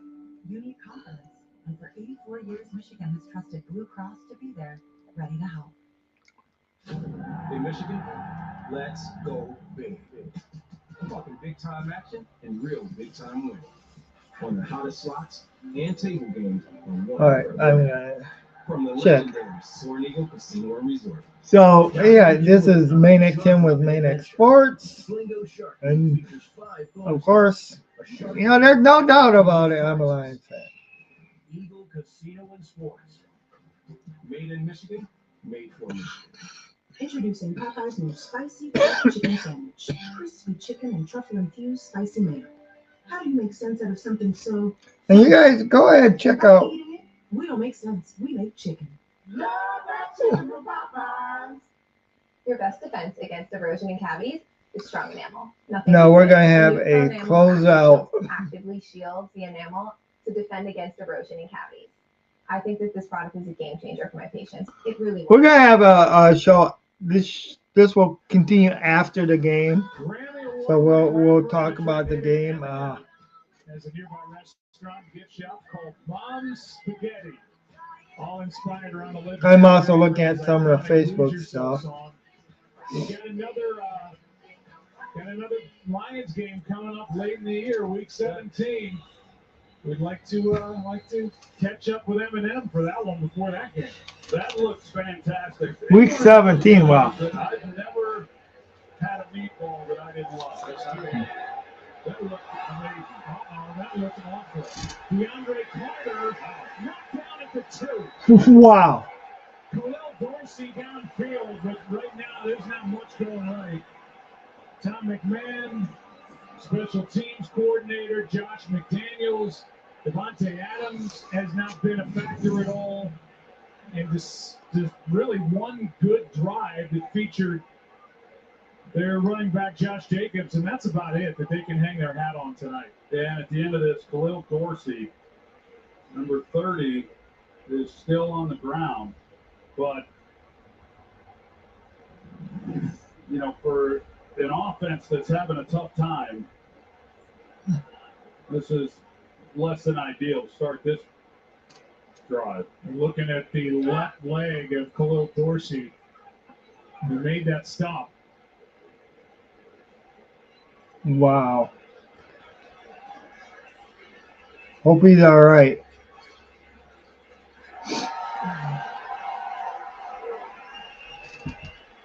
Dan Campbell's been outscored. 1, 2, 3. The Detroit Lions are coming for you. 4, 5. We're going to knock you out the door. 6, 7. Lions fans will be celebrating in heaven. 9, 10. We plan to win again. I think when he says it from the perspective of someone who's been in the locker room. And it's a big deal. You can bring in talented guys. That doesn't always make you better. And if you understand the chemistry of the locker room, you get that. And Dan certainly has. He had a long career in the NFL, played for a lot of good teams. Garoppolo out of the end zone just has to get rid of it, looking for Adams. He still just has the one catch. Aiden Hutchinson, first time to really talk about Aiden tonight in game. Plenty coming in, had pressure on Garoppolo. Well, Garoppolo almost got sacked, but he didn't. That would have been a safety, another 2 points if we would have. Well, overthrows Adams by far. He's getting hit. I mean, I get it. So it's not easy to do. If you lay that out there, you get a chance for a big play. Devontae Adams was open. I mean, he had several. And good job back up when you did, Aiden Hutchinson. Quick one over the middle for Renfro. His head wasn't around Garoppolo. He got hit low. Oh, shoot, now flag. Jack Campbell delivered the hit. Yeah, he made it really hard because he got hit 46. 15-yard penalty, automatic first down. He was slow to get up. He is up walking, but the hit. That was uncalled for. You see, he comes right up the middle and right there. Oh, helmet in the leg. That was uncalled. Oh, right into the left knee. That was that. I gotta agree with that call. But he's up and in the huddle. He's up and he's going. Damn. Nobody has ever questioned Garoppolo's toughness. In trouble again, has to use those legs and now finds a receiver, and the catch is made over the middle by Jacoby Myers. See, that might have given them the life that they needed. See, Came in with 37 catches, 18 yards.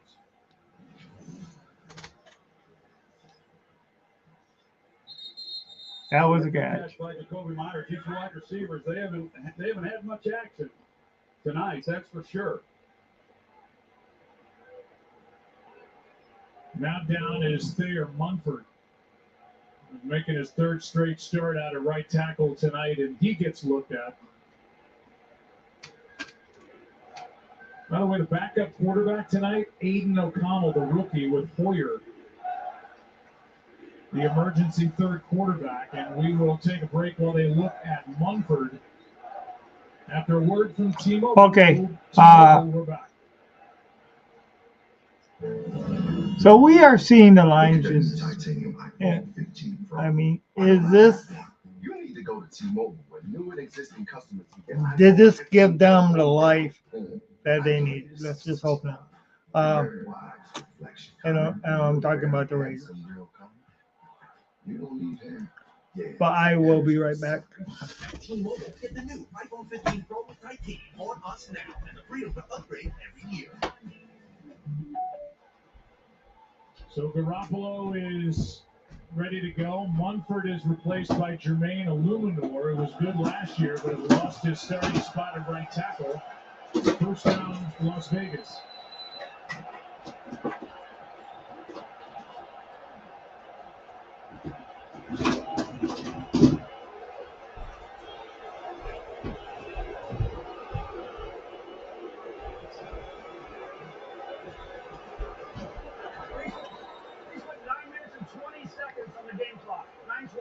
So a clock issue, which they fix and put 12 seconds back on. With 12 more seconds were added. A 12-point ball game. So welcome everybody. Thank you guys for watching Tim's Maniac Sports.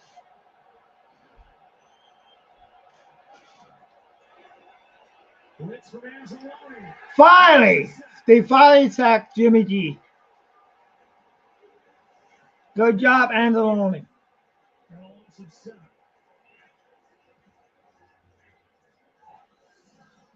Well, good design. We've seen the blitzes and what they brought. They're going to bring Anzalone, but the line's going this way. They think pressure's coming from the left side. And so the line turns to the left. It opens it up then. Nobody there to pick up Anzalone. So, and it's been a challenge to sack Jimmy G. Defensive coordinator for the Lions. He's pulled a nice game here this evening. Third sack of the night for the Lions. And again, 2 consecutive sacks on Jimmy G. Now, could it be he's not as mobile now because of that knee hit?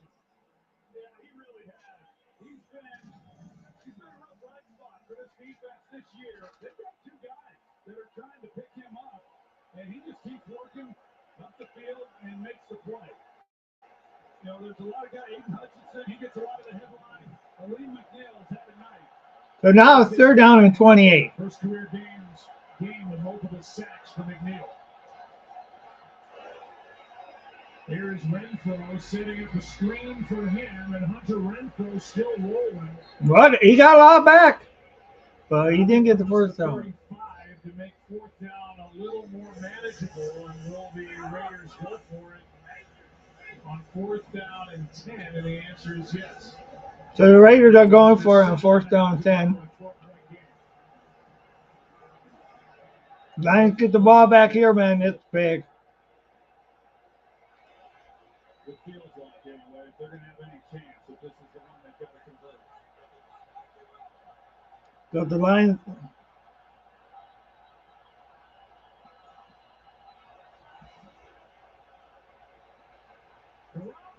Sacked! All right. Anzalone sacked. Jimmy G.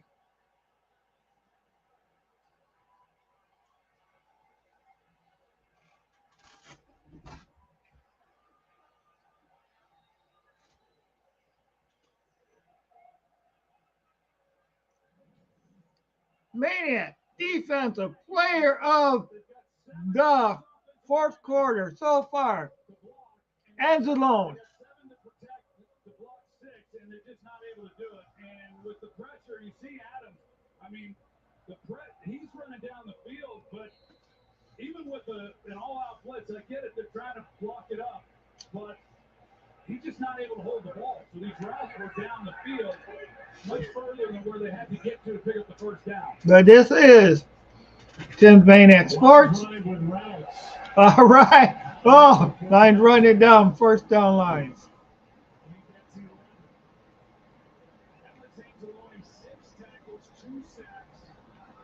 So being a 12-point ball game, if the Lions go ahead and get even a field goal here,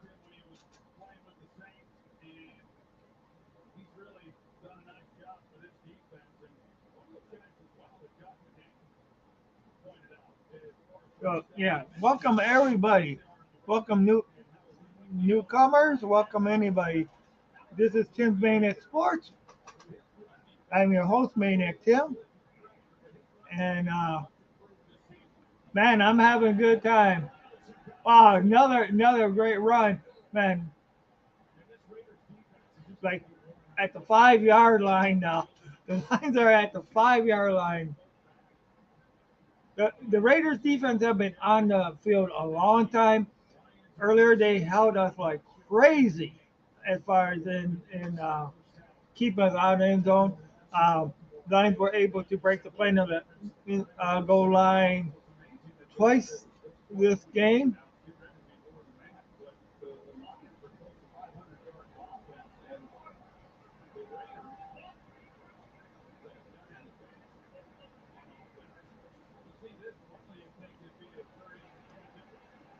And now we'll make it 3 times.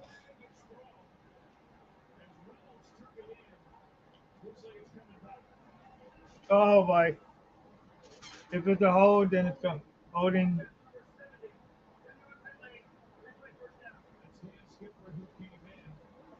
Dan Skipper with a hold. Dun, dun. And I don't know who to give this on to, whether it being Dan Campbell or Skipper.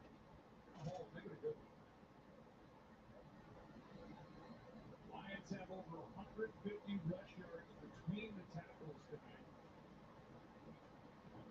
And they've got totally reshuffled between the tackles on that offensive line. What a shot, Hank Freeman. As you said earlier, running back through.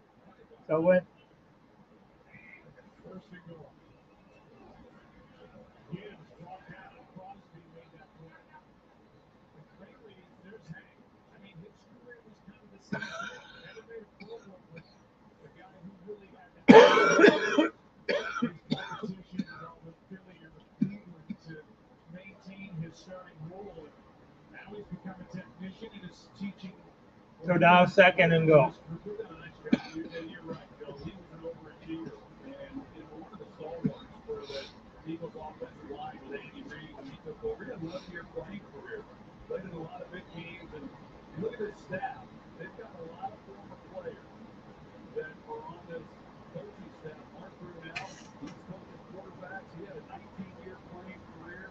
Antoine Randall, Jeff Steeler, he's coaching the wide receivers. Aaron Glenn's the defensive coordinator. But I'm not going. really has done a really good job. He's been coaching offensive lines now for 12 I just shut the camera off a sec. the guys just are like he has. There's Chris Stillman, who did the introduction for Marcus Brown. Talk about a competitor match that he can play.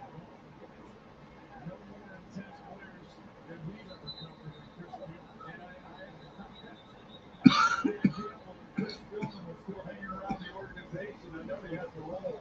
And he said, oh my God, Jeff, he's at practice, he's in the meetings, he's telling them everything. And I know Chris, and he's one of the all-time great guys, a great leader, one of the toughest competitors I played against in my career. But I could see it. So Boy, that fire burns hot within him. And collectively, this is Maniac Sports. This is Maniac Tim. can't follow that up. And once you get it, boy, you got to take advantage of it. And this team, I don't know, they're dangerous. Take a look at our game recap brought to you by Army National Guard. A game that's been dominated by this Lions offense. And you look at touchdown to Cordell. Sam had an 18-yard touchdown in the first half.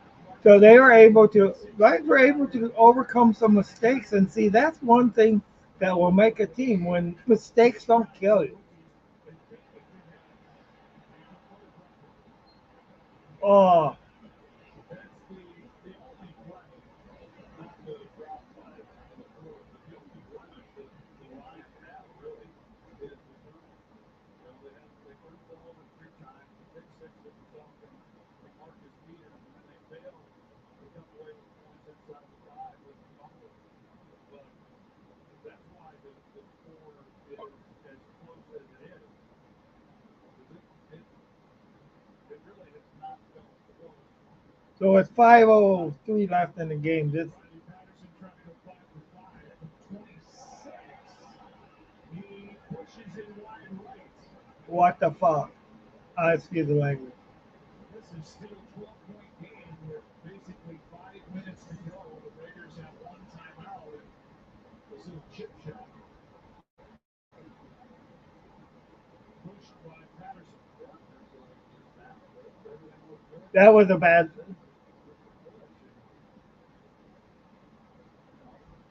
Okay. I just tell he's not happy about it. I get it because you've seen enough of That's- this game, and as tough as it's been offensively for the Raiders, they're 1 play away from really making this interesting. Scott Bailey, their long snapper, comes limping away after that play. And the man he snapped it to, Jeff Fox, is becoming one of the punters in the league. I'm going to give a shout out to his high school football coach, Coach Tarkin, back in Revere in St. Louis. Okay, so with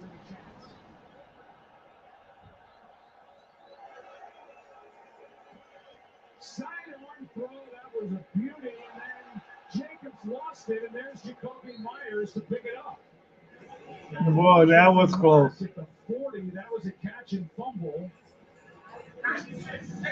The Raiders maintain possession. Look at that throw by Rob. Yeah, and guess who was in the backfield? Anzalone, who he had to navigate with that sidearm throw. There's the fumble, and Myers recovered. And now Jacobs can't hang on. Gets shoved at the end by Derek Barnes for good measure. 2nd and 10. Well, you look at this game, and the wide receivers have just not been a factor at all. Devontae Adams, 1 reception. Jacoby Myers, 1 reception. Renfro, 2 receptions. And Okay. have to Front row. Front row sounds like something on Scooby Doo. Front row. Front row. Front row. You know how Scooby talks. 2nd and 10.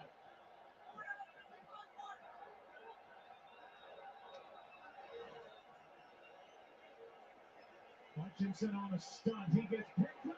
Wide open and overthrown is Devontae Adams. Wow. And Jimmy Garoppolo will be thinking about that on the flight back to Las Vegas tonight. Oh, a couple of them now because Devontae Adams put Third and 10. move on Cam Sutton, and Sutton thinks that he's going to run a dig route. You know, welcome Raider fans. Anybody who might have been a Raider fan that has watched this, welcome. We welcome any fans here. You know. 9 for 20 in this game for 119 yards.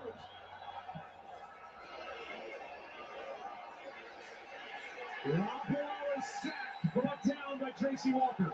Good job, Walker. Tracy Walker the third. And the sixth sack. Tracy Walker the third. It's 4th down. The design by Aaron Glenn. They bring 5.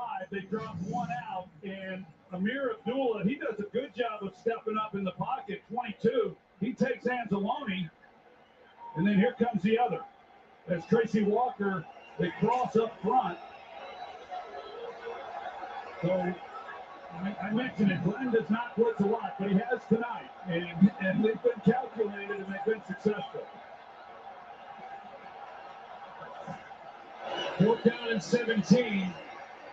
Underneath, a long way to go for Abdullah. Won't get it. Raiders turn it over on downs. See, the Lions defense has saved their ass. A lot of them have saved the offensive ass in a lot.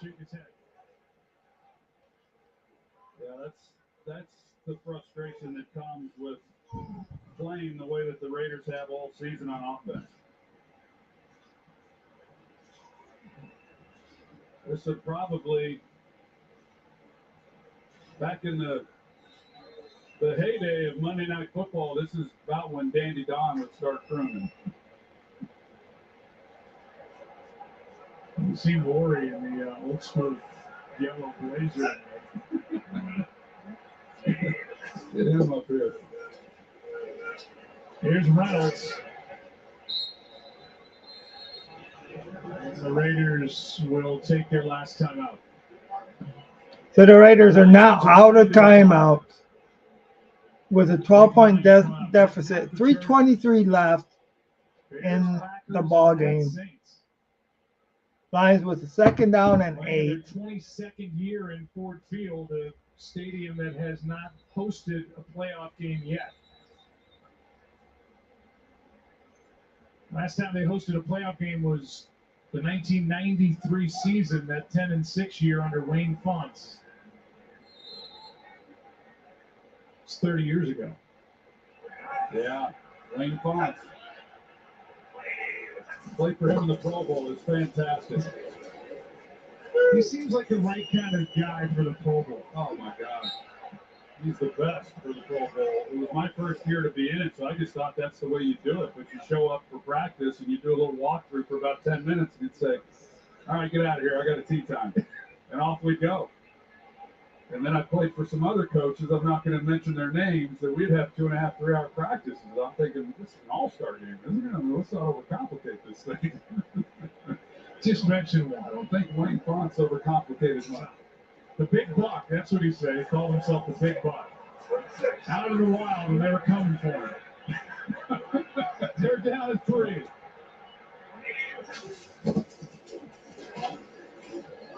And off to Reynolds, and you got to give this Raiders defense credit. I mean, they're still playing. I mean, what else are they going to do? They're paid professionals, but I mean, it's been a long night.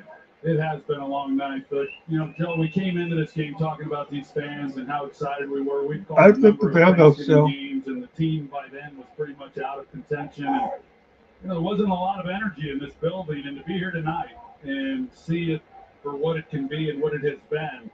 Been terrific. These fans are awesome. Well, they're going to be rewarded for it. They're about to go to 14-4 over their last 18 games. We're at the 2-minute warning here at Ford Field. 14-4 over the last 18 games. This is a team that is since 2018 have been treated to a nice show on their way to win number 6 on the year. So overall in this game, offense did more than enough to win. Field goal kicker saved our ass a lot. Not gonna yell at him for that one chip shot miss. Damn it, why the hell? No. But defense, man. Aaron Glenn's defense bailed us out to hold the Raiders and Jimmy G to a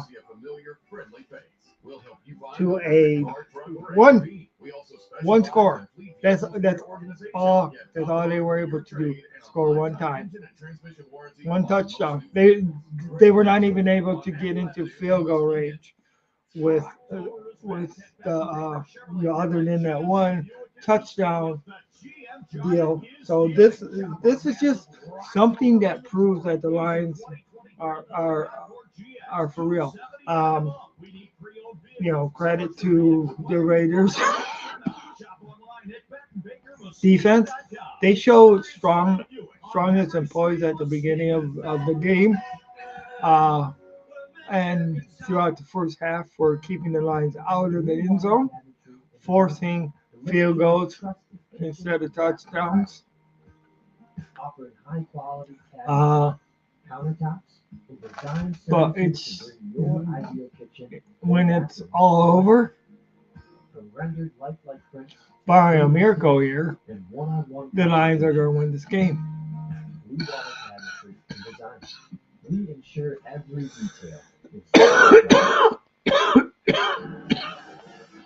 How are you, Scott Van Pelt? Getting set for the Monday Night Post game live here in Ford Field. We will visit with one of the stars from the Lions, access inside the Lion locker room, and also tonight in the World Series, Troy, Texas. I'm going to take a 5-minute me time once the game is over.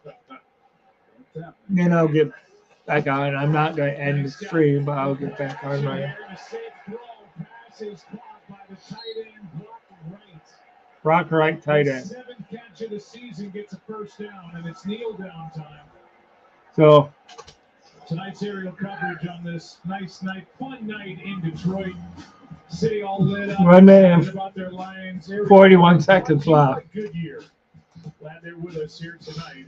So yeah, thanks everybody for coming in, for watching. Kind of fitting that Brock Wright is the tight end that caught that pass. Your Detroit Lions won. And now the kneel down that he's become a favorite of Dan Campbell's, and not a surprise. Just an unselfish blocking tight end. And we've talked about what those kind of players mean to Dan Campbell, and Brock Wright certainly is one of those. But he's got a locker room full of them. This is a fun team.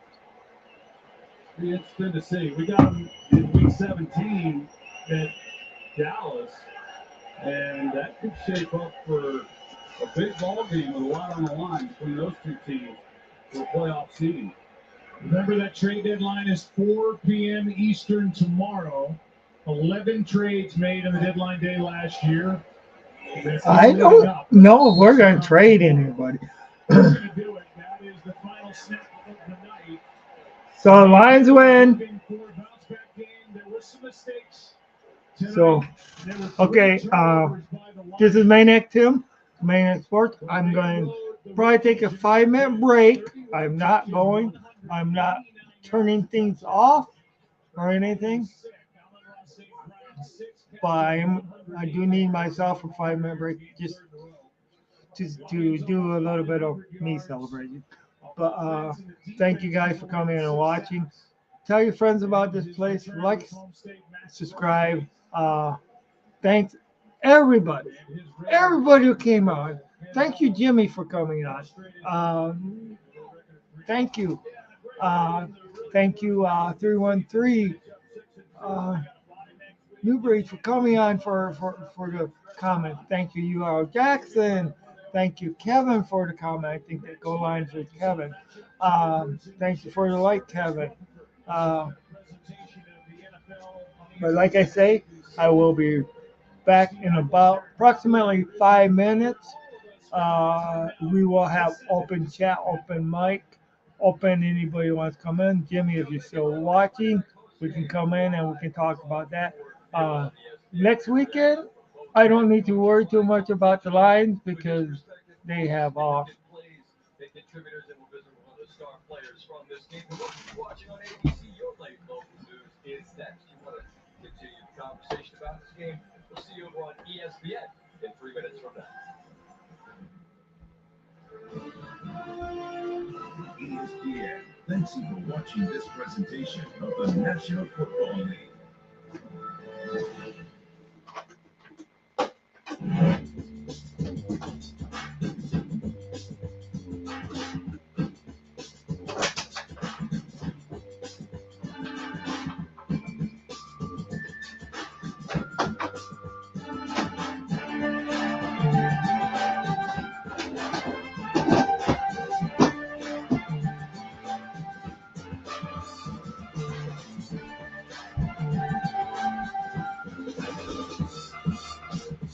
Tomorrow, one of the best action movies ever made is on 4K UHD. Tom Cruise. You're in Mission Impossible Dead Reckoning. Buy it on 4K disc tomorrow. The new Subway MVP rewards earns you points. See, the more MVPs really do get old first. I'm talking about Subway MVP. It's a way bigger deal. You get a trophy for that? I wish. Get rewarded like an MVP. Join now and get 50% off any footlong. When Target's Threshold Decor welcomes more seasonal style for less. When rewards come with quality and coziness. And when you get low prices on the trends you love, that's totally Target. Where'd you want to serve? Oh, I didn't serve. But if your spouse, parent, or grandparent served in the military, you can join USAA. Yeah, my grandpa did. So I'm already in, but I was talking about your serve. Oh. USAA for the military community. Pull it on in hot-dog style. Pull it on, partner. That their pizza's big enough for the both of us. Sure is. For this town, eh?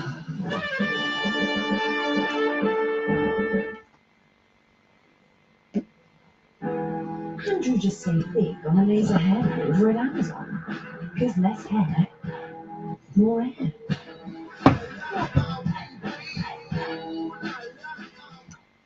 Florida man seen wrestling with 2 gators. I wonder if these Florida man things are really true. After everything we've been through, ow! Go to sleep. It's my turn to drive. To give your teeth a dentist clean feeling, start with a round brush head. Add power, and you've got Oral-B. Round cleans better by surrounding each tooth to remove 100% more plaque for a superior clean. Oral-B, brush like a pro. KFC's Toyota Filler Box.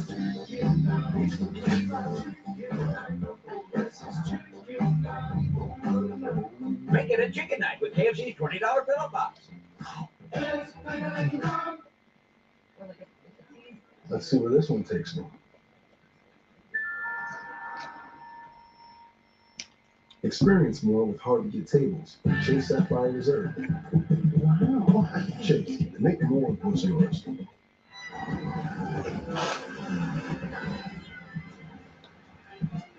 Welcome to Monday Night Football post-game from Detroit, where the Lions bounce back in a big way after that loss in Baltimore, 26-14, and they knock off the Las Vegas Raiders. Coming up on the post-game, we'll hear from Dan Campbell on the winning side, Josh McDaniels obviously on the losing side for the Vegas Raiders, whose struggles on offense continue in a big way. One of the stars of the game will join us here, where the party is continuing a night before Halloween.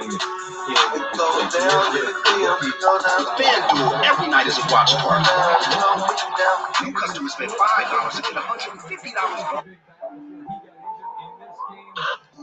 It's you contributing in a gigantic way. But he does it with 189 scrimmage yards and a touchdown that speed to the outside. As he, big time contributor in the pass game and the run game as well. So the Lions outgained the Raiders by 229 total yards. That's the second largest differential in any game this season. Forget the Lambeau League. That's the Ford Field front row. That man went into the stands. Joe Gibbs was asking for him to come back out of the field. There's the look at the disparity. It trails only the Dolphins and the Broncos in a game where the Miami squad hung 70 on Denver and racked up over 700 yards of offense. Tonight, Lions outgained Vegas 486-157. The man who was at the wheel of the offense, Jared Goff, with Lisa Salters just a few moments ago. Thank you very much, Jared. You needed a get-right game. You got it. How were you able to get back on track tonight? Yeah, we played really well all across the board. We made some pretty critical mistakes on offense, but we're able to overcome it, and that's what good teams do. Defense played their tails off today for us, and gave us all the opportunities, and the full team win. It was great. What did you see from your rookie running back, Jahmyr Gibbs, for David? Yeah, it was kind of his time to shine. He did his thing. It was fun. And we talked about this before this game. You saying that you wanted to show these fans that everything is under control, that we're going to get back on track after what happened last week. In what way is this not the same old Lions team? Yeah, in a lot of ways. We're playing with a lot of confidence and played really well tonight. Again, you look up, you think it should be a little bit bigger. The rest of the chat here. Harlequin says, wait, I've got the strikes on my phone. Isn't done. The game is done, and the Lions are victors 6-2. My mark says, I appreciate your summary. Drew Powers as the off tackle stuff we did. We started trying to Yes, sir. We'll see you down the road. All right, thank you. I don't know. I mean, in the second quarter, they really shot that down the street. Time to welcome Joe and Troy in from the booth. And Troy, I want to begin with you. We live in such a fantasy football crazed world when the Gibbs doesn't contribute in a massive way right out of the gate, right? People are like, oh, this guy's all he heard in training camp's not real. Well, in the real world, you got to let things bake. 8 games in, he gets a chance, time to shine, as Goff just said. What is he showing this team he can be for them as they move into the most important part of the season? Well, he can be everything. I mean, he showed that tonight. I thought he showed it last week when he got his opportunity with David Montgomery out as well on that loss. Gibbs really shined in the second half. They got a bunch of them. They got a lot of these young players. Jahmyr Gibbs, like I said during the broadcast, typically with a running back with his kind of speed, you only think of them as being these perimeter runners, but he showed tonight he can run between tackles. He's got his opportunities this year, but he catches the football. He's a real weapon. He's only going to continue to get better. I really like him. I like this team. I like the players. On defense, Ali McNeil and Alex Anzalone were exceptional today. And I mean, Josh Jacobs did get some joy. That was Exactly, and Lee McNeil and Josh Turn Jacobs. that around and you start to win a lot of games. they really didn't do a huge amount. It was really encouraging to see, especially when that is the Ravens' identity. Really fun. It takes me back to some of the days when I was playing. Right on. And Joe, I think I'm struck by the answers that Goff gave Lisa just a moment ago, right? Like they won, but he's kind of bummed out. Felt like it should have been bigger. That speaks to the answer they gave after losing to Baltimore, doesn't it? We won Okay, I'm back. Going into the bye. I'm just interested if you feel it's reasonable to put Detroit in their 6-2 record in that conversation alongside the San Francisco's, Dallas's, and Philadelphia's of the world. Yeah, because I think of one word, and that's speed. That's what it feels like to me on offense and defense. We talked about before getting ready for the game when we did the Raiders and the Packers. So here comes Malone. He showed up. 2 sacks on Galapagos at the end. Semaphore, he kind of ticked me off a little bit, or not Semaphore, excuse me, Jack Camo when he got that deal into Galapagos knee and got him that I think the answer to your question, long answer, but I think the answer is yes. I think the other part of that was that last year this defense was not good at all. Got him that, the unsportsmanlike conduct that was a true deal, that one should have been called. They're outstanding against the run. They're opportunistic. I just like the way that they've been built, and I think it is fair to have them in that conversation. And I think when you look at their schedule, this is a team that people aren't really talking about in those terms with the top teams in the NFC, but I think they're right there, and I think it's going to be right there at the end. That's a fun night. Look, everybody showed up hoping for a party, and they got what they came for. The Lions knock off the Raiders by 12. Chargers and Jets next Monday night, both come in off of victories on Sunday. Gentlemen, I look forward to talking to you both before and after, all right? Thanks, Scott. So we have a Lions team that is going to be going. Troy alluding to the Lions defensively, they sacked them 6 times. Clark, we continue. So six sacks on Jimmy G. You know, so the Lions really ended up pulling out good. This defense did exactly what it took to win. You know, the offense did enough to win. It was, you know, I mean, this game, you think 12 points, that's really not a great close game. You know, but I'll tell you what, a great credit to the defense, because if the defense wouldn't have kept the offense of the Raiders in check, it could have been a very different outcome. You know, so you know, this is one thing that we just really know. You know, so. She's an apple of my eye. Cars were starting to line up behind me. I went outside with the headset on. She says drives it's into gonna be okay. touchdowns. Just was so. That's going to happen sometimes. I never realized how much No of an team impact it ever would bats have. a thousand. This is Isabella. Is it concerning? Absolutely. Again, it has to become part of a larger question, a larger trend question about how the Lions have been doing on offense. But again, I thought the Lions got comfortable in this game on offense, just like they got comfortable in this game on defense.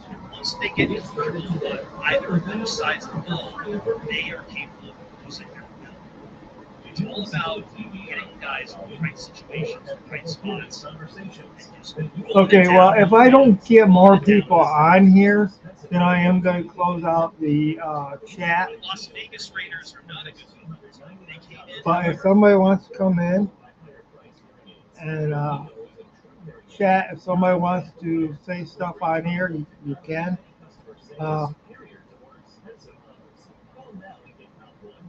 You know, I would like to hear from some Raiders fans. Not to put you guys down, because, you know, I would like to, you know, hear from that.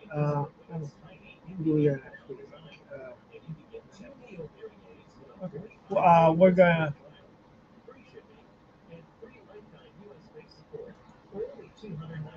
All right. I know. I'm gonna go down to Detroit Lions schedule.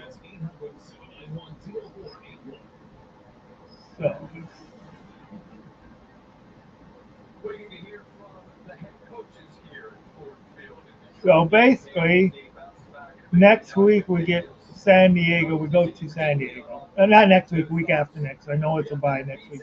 But our next game is at San Diego. Okay. Then we go to the Bears, or the Bears come to us. And then the Packers come see us on Thanksgiving Day. Then we're in December already. We go to Saints. Then of course, we go to the Bears.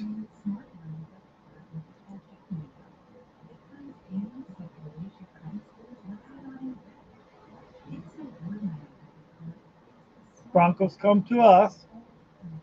Oh boy, me and Jimmy needs to be on that one. Then we have the Vikings, third game from the last. And we have Dallas Cowboys.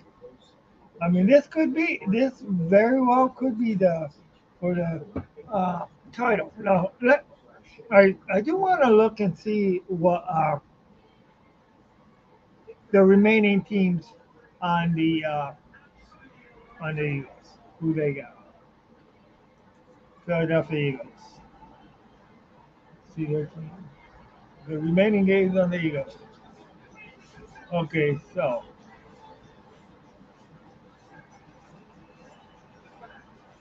the Eagles got Dallas next. Then they got the Chiefs. Of course, I'm going to be going for Chiefs for that one. Okay. Hope the Bills can beat the Eagles, but that's going to be hard. You know.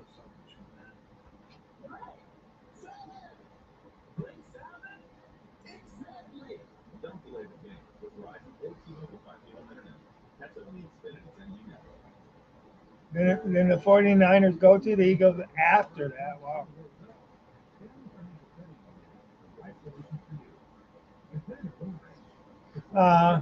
Eagles go to the Cowboys.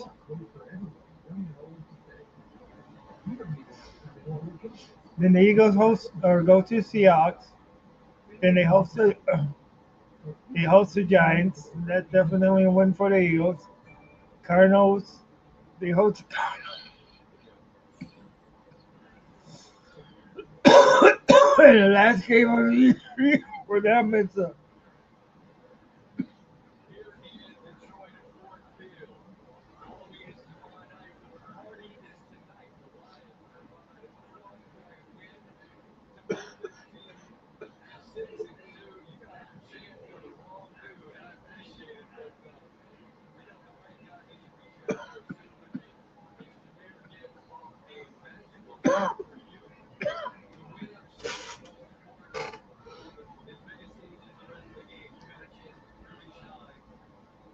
But I think with that, I'm going to end. I'm going to end this. Thank you guys. Thanks everybody. Once again, I will try to be on sometime tomorrow with kind of a more of a game recap. Uh, and look for. I am also going to try to do Free for All Fridays. I don't care if I got permission from Val or anybody. I am.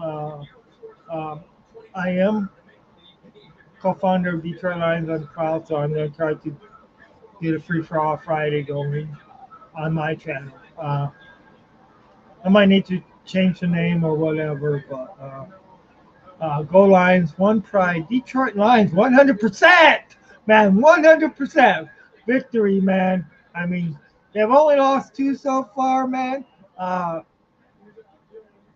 We we know that it's not a sure win against the Bears. It's not a sure win against the Vikings. You still got the Cowboys that I mean, we still got to play a lot of the NFC North teams twice yet this year. Packers one more time this year. Hopefully we can get some people back, get them healthy again. Because we're a much better team. Congratulations. I'm going to say this. Offensive maniac player of the game is going to be Jamar Gibbs.